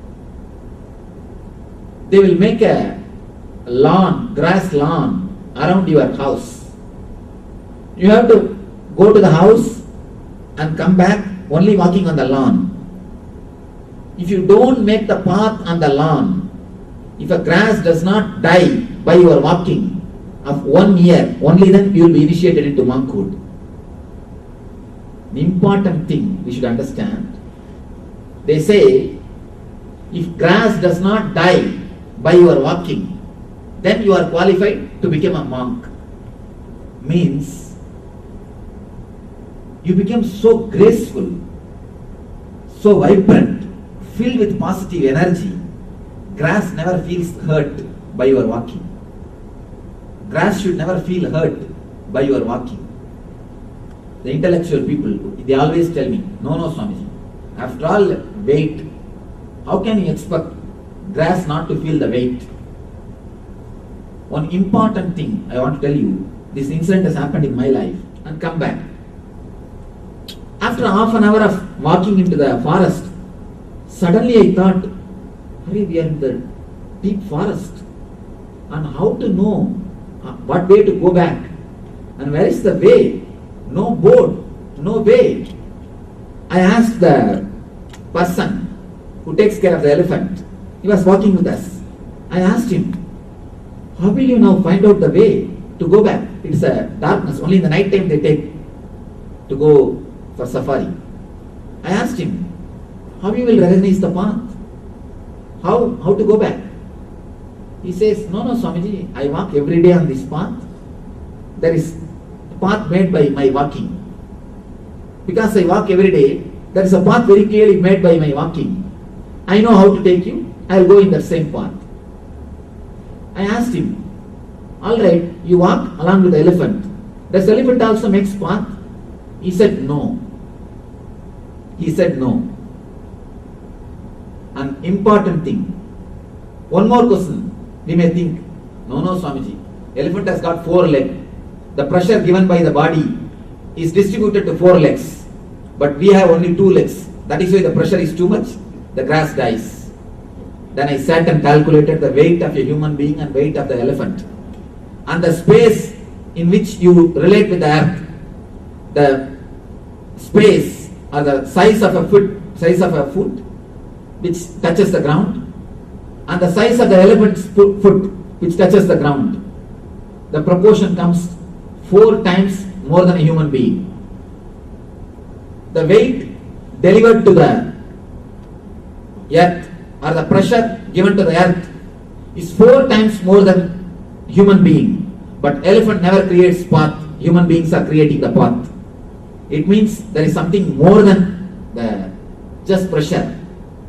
Understand, something more is happening than simple pressure. That is why Zen Buddhists, they always say, if you don't create path on the grass lawn, you are qualified to become a Swami. You are qualified to become a monk. You become so light, you become so graceful, the nature never feels disturbed by you. If you fall in tune with the nature, it feels totally in tune with you. In Zen, they say 42 seconds when you laugh. 42 seconds is too much of time to fall in tune with existence. And this master says, there is only one thing. There is no difference between you and me. That one thing is laughter. If you touch a rose, your feeling and the rose's feeling is different. Then if I touch the rose, whether you touch or eat or drink, it is always different from an enlightened person's feeling. When an enlightened person eats something, he just becomes eating. When he drinks something, he just becomes a drinking. So this master says, if you drink, it is different from my drinking. If you eat, it is different from my eating. If you touch, it is different from my touching. But if you laugh, it is no different from my laughing.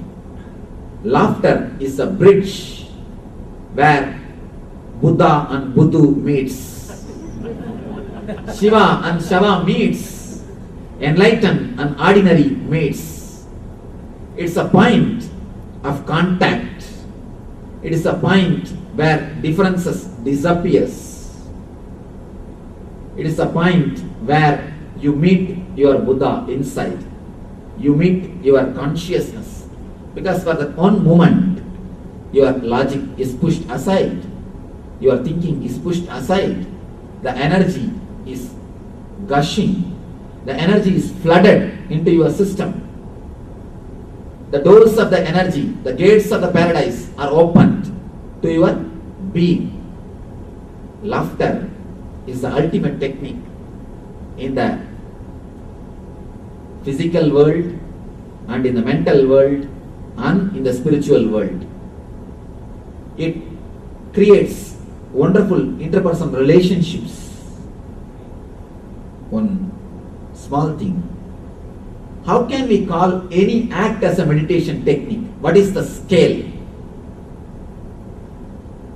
The scale is that technique must be able to give you the physical health, mental health, and interpersonal relationship, ultimately the spiritual growth.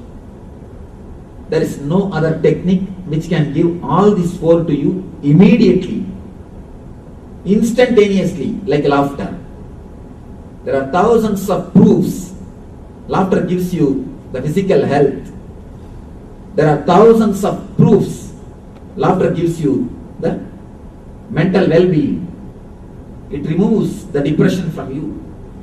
A simple technique which can simply bring you out of depression. And people say, no Swamiji, I am not able to laugh, what to do? I tell them, the word which is getting repeated in you, I am not able to laugh, is the only hindrance. Just change the word, I am able to laugh. Edit the word, that's all, nothing else. After all, you are speaking to yourself. You cannot say you are so poor that you can't even edit your own inner chattering. You can't be so poor just to change. That you can't say, you can't be so poor to say, no, I am not able to change my words. No.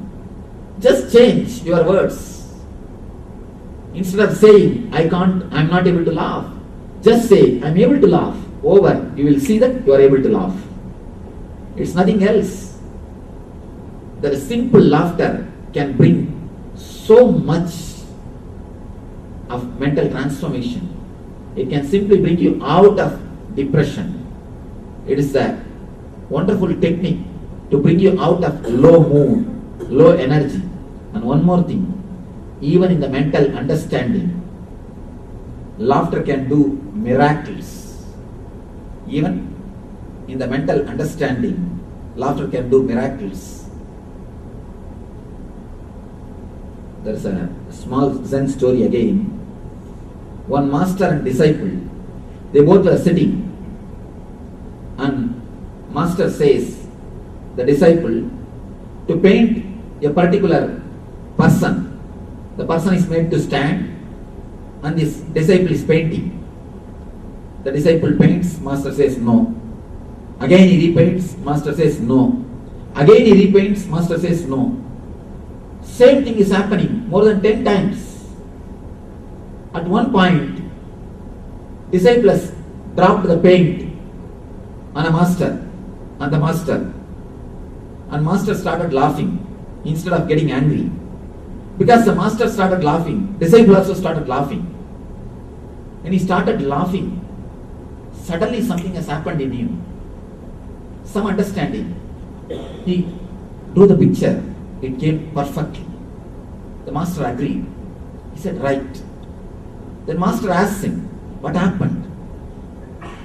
How are you able to accomplish it? How are you able to do it? the disciple says, till the moment I laughed, I had the pressure, I should win, I should win, I should win. The very pressure, the very stress was holding me back. The moment I laughed, I felt something is happening in me. The whole thing has become like a play. The whole thing has become like a play. And I was able to express my playfulness. The moment I express the playfulness, I am successful. I tell you, one of the important secret, all seriousness is sickness. When I say all, I mean capital letter red. Red capital letter A-L-L. All seriousness is sickness. And life is not worthy of suffering. It is too small to be spent in worry, and it is too valuable to spend in pains. And no pain is worth undergoing. Please understand. No pain, no suffering is worth undergoing for anything. Life is not too big to be wasted in worrying. It is too small, too short to be spent in laughing. Understand, all seriousness is just sickness. If you can learn how to laugh at yourself and at others, see, laughing at others gives more understanding about the other person. Laughing at yourself gives more understanding about yourself. This needs to be understood a little deeply.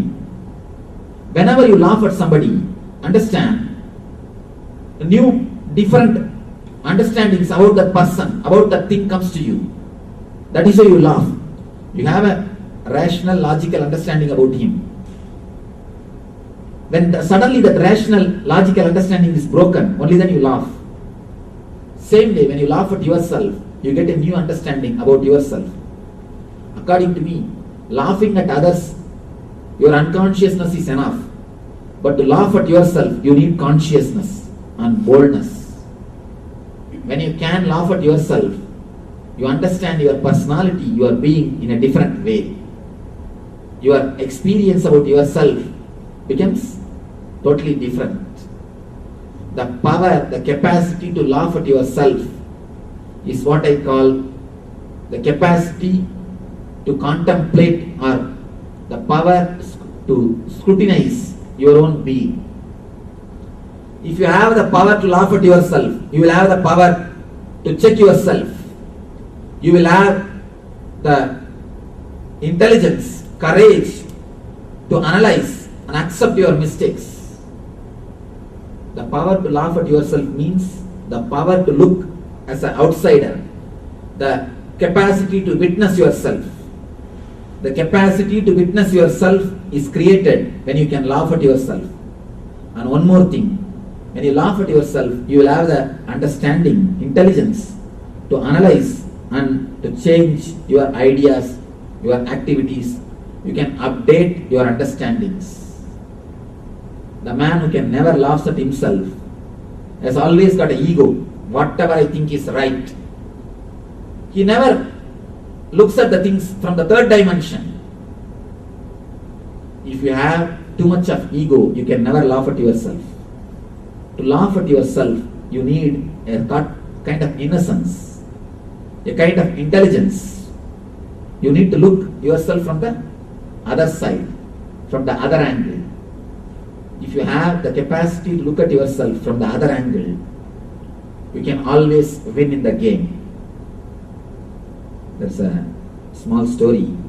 One lawyer who always wins any case he takes up. Any case he takes up, he wins. He goes to meet one of his friends. His friend asks him, how are you able to manage? How are you able to win in every case?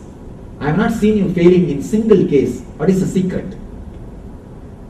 He says, I have only one thing to do. I have to do.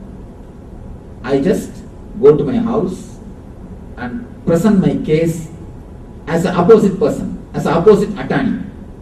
And my wife gives all the points which I am supposed to speak. I go to my house and start defending the opposite person. And the moment I start defending him, I start arguing for him. She knows and she gives all the points which I am supposed to speak. Now I know I am equipped with all the points. I win. The moment you can look at the things from the other angle, extraordinary intelligence happens to you. Even in the training of management, the managing trainees courses, even in the training seminars, courses, they teach you to behave or to imagine or to visualize yourself as the opposite person. They teach you a simple technique. You are supposed to visualize, imagine, you are the subordinate. If you are a boss, you should visualize, imagine that you are a subordinate, and you should behave, not even visualizing and imagining, you should behave as if you are a subordinate. They tell you this technique works miracles. Because the moment you can put yourself from the other person, and the moment you can look at yourself, the moment you can witness yourself, a new intelligence arises in your consciousness. In the mental plane, laughter can create the greatest transformation or greatest intelligence to your being. The greatest intelligence and transformation can happen to your being in the mental plane. Of course, next, interpersonal relationship. Laughter is one of the important ingredient which creates beautiful, happy, blissful interpersonal relationships. Ultimately, to the spiritual growth. Almost all the masters have certified the laughter as one of the important spiritual technique, the meditation technique. There is a small story, again from Zen Buddhism. 3 Zen masters, they lived in Japan. The only one thing they did throughout their life, that is laughing, nothing else. They don't give any sermons. They don't talk anything else. No preaching, no meditation, no teachings, only laughing. All they do is only one thing. All the 3 will go to the center of the market. They will go to a new city. They will go to the center of the market, stand there and start laughing. That's all. Only for 1 or 2 moments, the people feel awkward. They feel surprised. But the laughter is such an infectious thing, and especially when you laugh with a full being, it's such an infectious thing. It is such a deep thing. Immediately people start laughing. Now one circle starts laughing. The next circle, next circle, next circle. By 1 hour or after 2 hours, you will see the whole market laughing. The whole market laughing. And after an hour or 2, they silently escape from that place and go to the other city. Wherever they go, they just spread laughter. And they say, that is the greatest possible gift you can have from an enlightened master. Spreading joy and laughter wherever they go. And finally, one of the monks among the 3 died. And he told them, don't give ceremonious bath to my body. The Zen, they wash the body after death. He said, no, don't wash my body. Burn my body directly after death. Don't change my clothes. I have lived throughout my life totally pure. There is no need to purify myself after the death. The laughter has made me so pure, so alive. There is no need to bathe me. There is no need to clean my body after my death. So after the death, his body was put in the fire. And the moment they put the fire, they understood. He was hiding crackers all over his body. The crackers started spreading. And the people all have started laughing like anything. Because from the fire, you see so much of crackers coming out. Nobody will expect from the dead body the crackers can come out. Nobody will expect. Even at that moment, laughing is possible. So he saw. The other guys, other two monks, they saw people laughing and the crackers coming out of his fire. These two monks said, even after death, he has won. He has won what he wants to. He has achieved what he wants to achieve. So there are few people who make others laugh even when they die. There are many people who make others cry even if they live. So it's a choice to choose what way we should live, what way we should live and explore our life. With this small incident, I'll end the discourse. Just this one small incident, which I have seen, I was a witness. You see, when I say this story, Zen story, the three monks made everybody laugh. I am not witness to it, but there is an incident for which I was a witness. There was an enlightened master in Karnataka. I had the great opportunity to be around him when he was passing away. He was more than 80. He's an enlightened guy. And he lived such a beautiful life, you can't imagine. In his room, 10 clocks will be there. 10 clocks, showing all 10 different times. When I went to his room, I thought maybe one is showing America, one is showing India, one is showing the US, one is showing the UK and various countries' time, because he has got disciples all over the world. Maybe he wants to know the time of all the countries so that he can call, or he will expect the calls from the other countries. That's what I thought. I asked him, Swamiji, are they time of various countries? He said, no. It is not that. Whenever I feel like it should be 11 o'clock, I will take the 11 o'clock clock as authority. Whenever I want it should be 12 o'clock, I take 12 o'clock clock as the authority. So I am not the slave of the time. Time is my slave. Whatever time I wanted it to be. So I think that clock is the right clock. He lived such a wonderful life. The moment came for his passing away. He declared, by today morning, actually he said that by tomorrow early morning I will pass away. That day morning also came. He said, by few hours I will leave, I will pass away. And he gathered all his friends and disciples and blessed them all, and he was sitting and laughing, making fun. And nobody felt he is going to die, because he is so healthy and very normal. And he says, no, it's my time has come. So naturally you will see that slowly I relax from the body. And they are all sitting and joking. And he made all the arrangements after his death, what has to be done, what should not be done, all those things he told. And he told, he has got a small orphanage. And he told them, take care of all those kids. After my death, you will all be busy with me, and nobody will serve tiffin for them, breakfast for them, arrange for their breakfast. Everything he made all right. And he asked them, did you bring banana leaf for the kids? He made all the arrangements ready. And he was just sitting and laughing. Then suddenly he told, all right, let you start singing some bhajans, some divine songs. Once Swami started singing, he used to sing really well.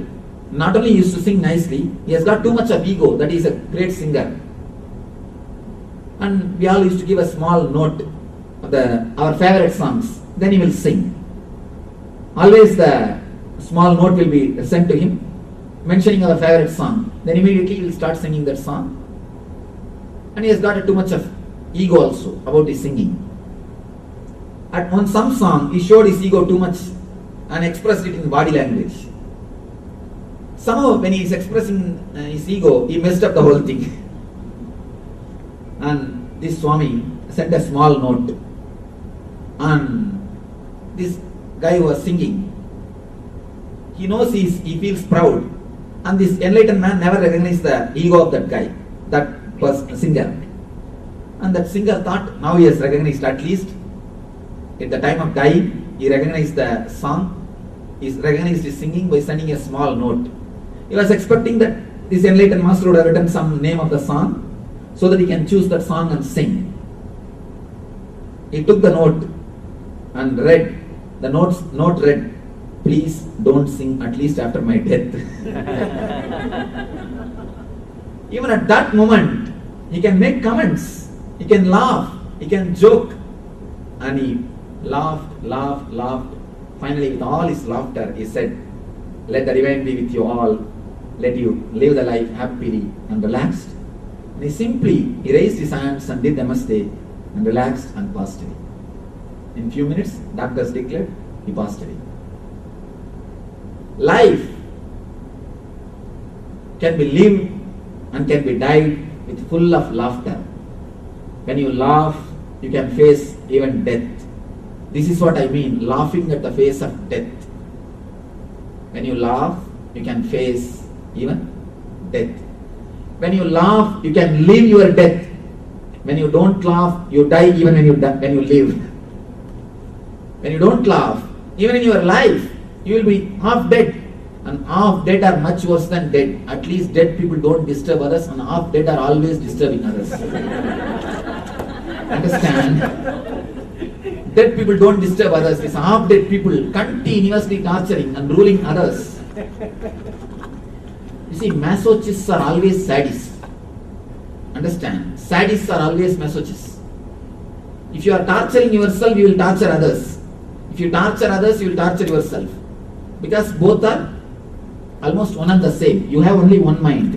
If you torture others, you will torture yourself. If you torture yourself, you will torture others. If you know the technique of laughing, there is no technique in laughing. If you know the techniqueless technique of laughing, if you just know the laughing, you will see, you know the life. The life starts happening to you when you start laughing. By laughing, you can live even your death. By forgetting the laughter, you die even when you live. So, it is your choice between life and death, whether to laugh or not to laugh. Let you laugh and live the life of eternal bliss, Nityananda. Thank you.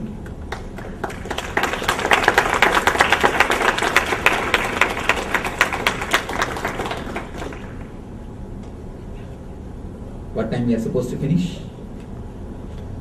What time we are supposed to finish? 8:00. Yeah, What's your up to program 9, time? Huh? about 9:30. 7 to 9:30. Yeah, Okay. Still you have few minutes then. question. You can Questions. you can ask few questions. And I have brought few jokes, good jokes for you all. I'll read out so that the lecture will not be too serious. And you see, just talking about the laughter and not laughing is a foolish thing which we can do.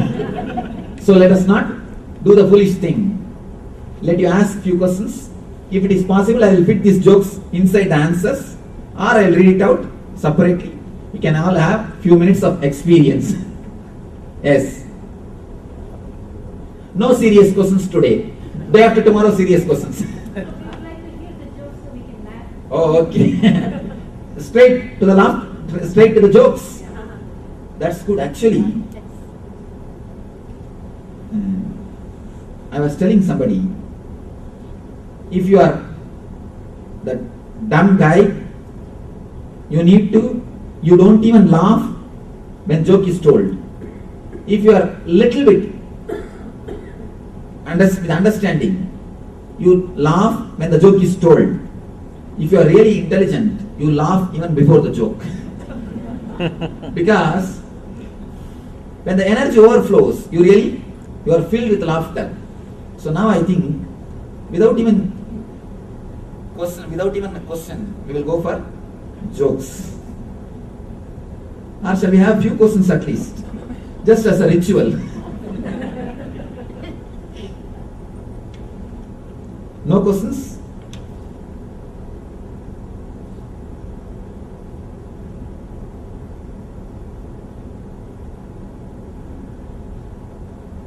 No question? Alright, one joke, then we'll go into one question. Here is a small story. The whole family goes to theatre one night, but nobody wants to stay in the house to take care of the grandfather. So they have to take him also with them. The play is nearing its climax. The cinema is about to end, the climax is about to happen. The whole row is disturbed by this old man. The grandfather is crawling around on his hands and knees. The whole row is getting continuously disturbed. People are not able to enjoy the climax. Small girl, she shouts, "Grandpa, get back to your seat. What are you doing?" The grandfather says, No, I can't. I have lost my toffee." Girl says, "Keep quiet. Sit in your chair. Don't disturb the whole theatre. Just for a small toffee. I'll get you a big toffee when we go out, if you keep quiet." Grandfather says, No, I want only that toffee." Girl says, "What is so special about that?" "No, my teeth are stuck in it." Sometimes your teeth are stuck in the toffee. A small story. Suddenly, a person becomes enlightened. The whole heaven is celebrating the enlightenment. One more person has become enlightened. We are going to have more people in our heaven. Let us celebrate. Indra threw a big party and people are jumping, dancing and singing. Such a big celebration is going on. The other side, hell, a big serious discussion. One devil is shouting, "You fellow, how can you make this guy enlightened? How can you allow this guy to become enlightened? You should have prevented him earlier itself. Anyhow, it has happened. Do something." The next guy is shouting, "Yes, we must do something. We must see all the possible things to stop the enlightenment spreading. If the same thing happens, if people become continuously enlightened, who will come to our place? Nor where we will get the people? And we are already slowly becoming less." The chief devil, the chief, he is very silent and calm, serene. He says, "Fools, don't you think I know what has to be done? I have already sent enough of intellectual disciples to him. They will take care. The enlightenment never spread." When the intellectual disciples gather around masters, they act as a representative of devils so that the enlightenment never spreads. And there's a beautiful thing. There are 5 photographs of Ramakrishna taken. One photograph was brought to him and they showed him what type of photograph it is. "I am not laughing. Throw this away into Ganga." And not only that, he took the negative also and threw it. And he says, "I wanted me to be photographed and I wanted me to be seen by the people only as a laughing person." There are 3 photographs of him. In all the 3 he is laughing, and in one photograph he is dancing. He is dancing. When a real master expresses himself, he always wants only this type of expression. One thing, the just smile is a polite way of behaving, a polite way of showing that you are not interested in that person. You are not interested in that situation. You are not interested to laugh for that joke. You cannot be too straight, you see. You cannot be too abrupt. You cannot be too egoistic. It will be very much impolite. So you just show a small smile. And one more thing, if the other person, if his status is little more than you, if he is little more rich man, then you smile totally. If the other guy is little less or equal to you, you say, the inches of your mouth and the bank balance go hand in hand. A small story. One boss, he continuously tells the same joke, and all his 30 subordinates laugh in the same way. It's an everyday routine.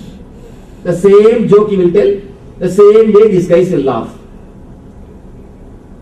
One day, one steno, she didn't laugh.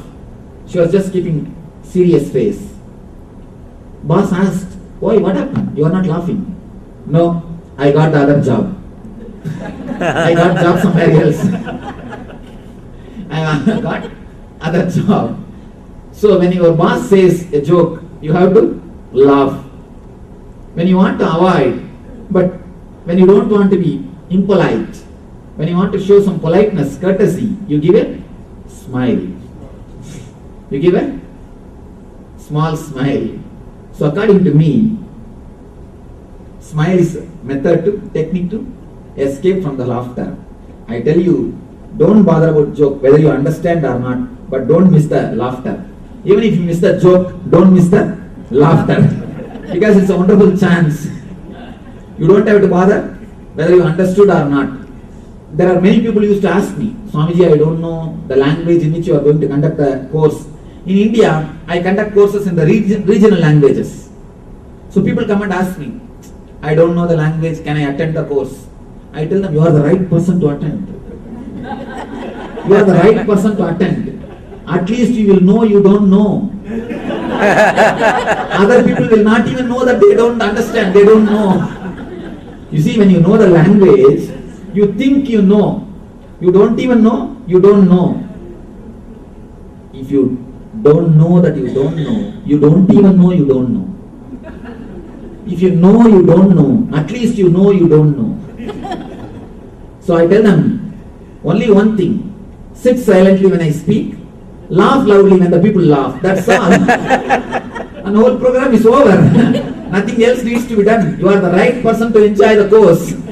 You are the right person to attend the program, because you don't have to think unnecessarily intellectually what I am talking, whether to understand or not. You don't have to do all the intellectual gymnasium, whether to understand the words directly or indirectly or this way or that way. All those things are not necessary. After all, meditation is all about silencing your mind. Sit silently, you will automatically become silent. That's all. You don't have to do all intellectual gymnasium. You are the right person to attend the course.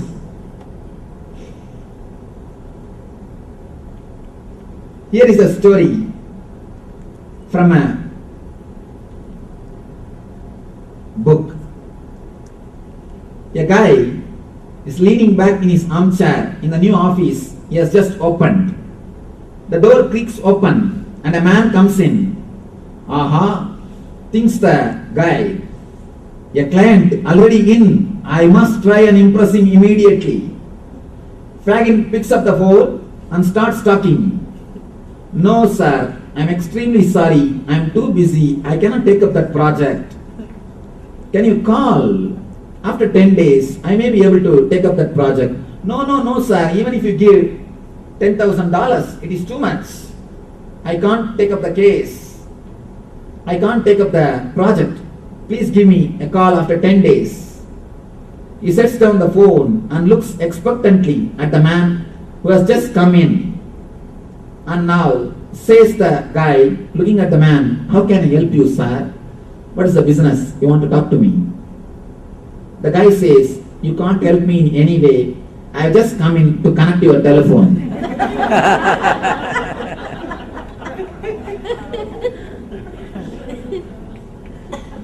Sometimes we miss the whole truth. What for? The other guy has come.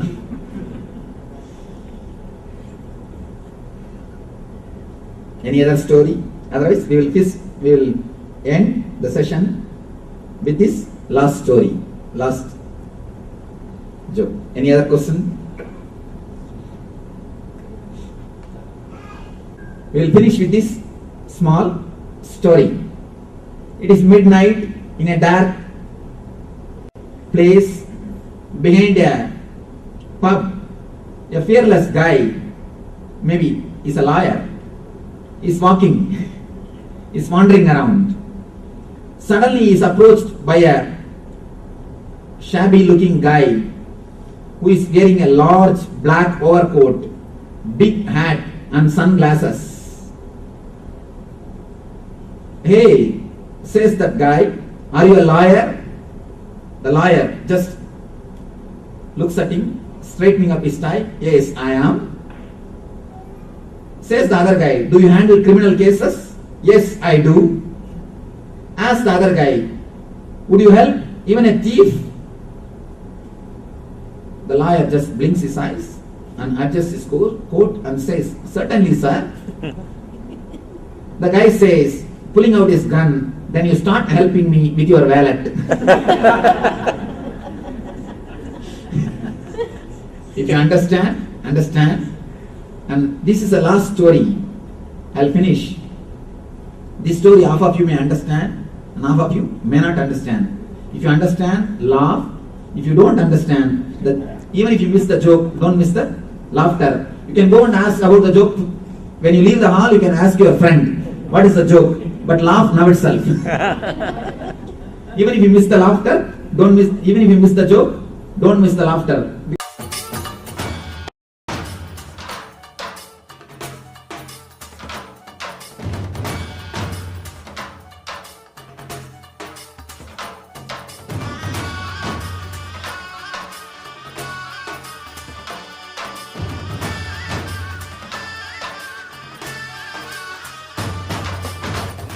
Today is the best day. Sadashiva appears for Brahma and Vishnu early morning in the form of light shaft.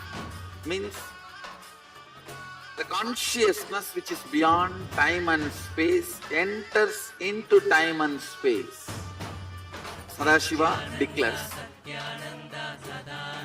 let me become many to celebrate myself. So morning we celebrate he becoming many. You can see every deity, every god, we go on light the lamp. So the Sadashiva himself becomes many. So whole campus we went round. It was such high energy. So again the many becomes one. Not only spiritually, even socially this celebration forms a very important part of my life, because this is the only celebration I enjoyed from my birth, at least in this body.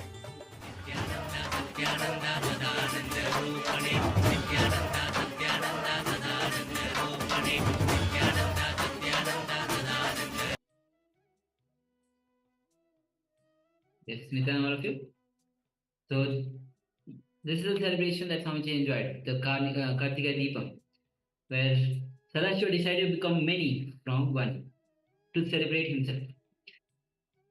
So the last session was on the laughter, the green signal.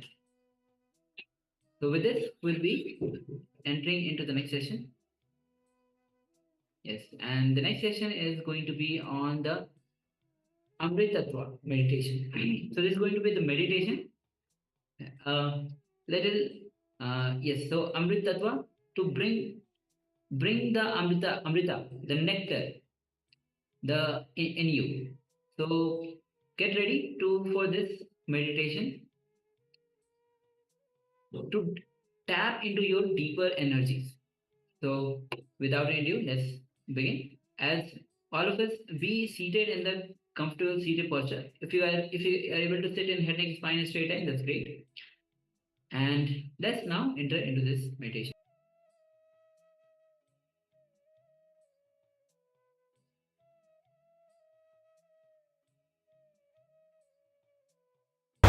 Now we are working on the Amrita Tattva, means that coolness, energy of coolness. Please do not change any instruction when you practice. Without changing instruction, any meditation you can practice in this whole. But please do not change an instruction and do not alter, do not do any masala. no two meditation techniques at a time.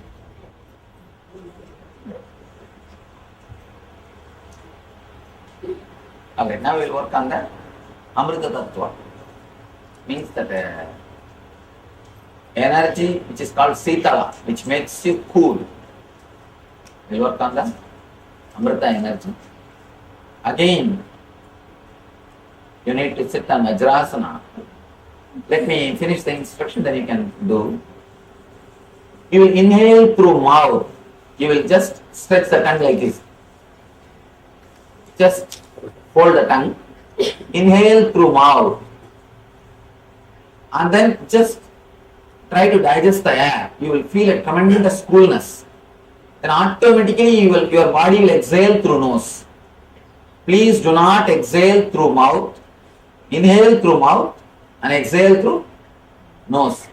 How the last meditation, it will heal any problem related to stomach and the Agni. This will heal anything related to gas, especially if you have gas trouble. Any problem related to gas will be completely healed by this meditation. It will completely heal it. If you try your best to avoid this masala stuff, eating masala stuff, it will always lead to gas trouble.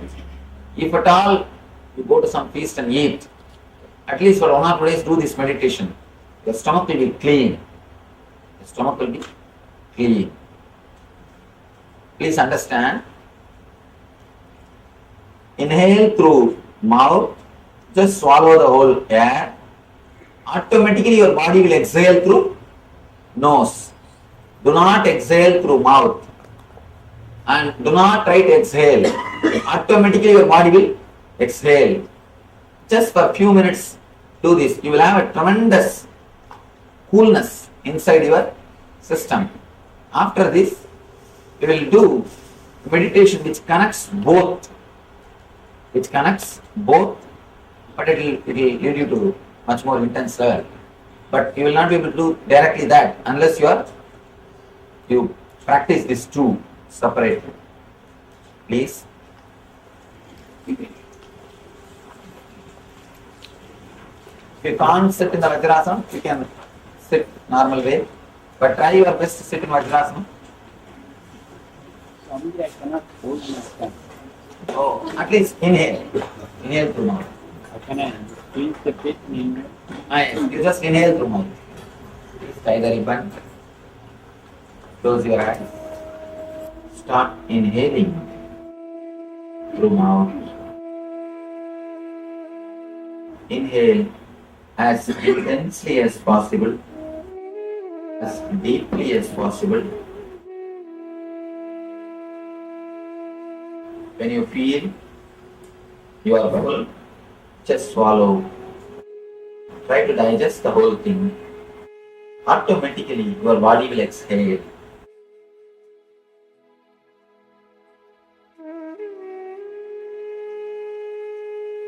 Please do not exhale through mouth.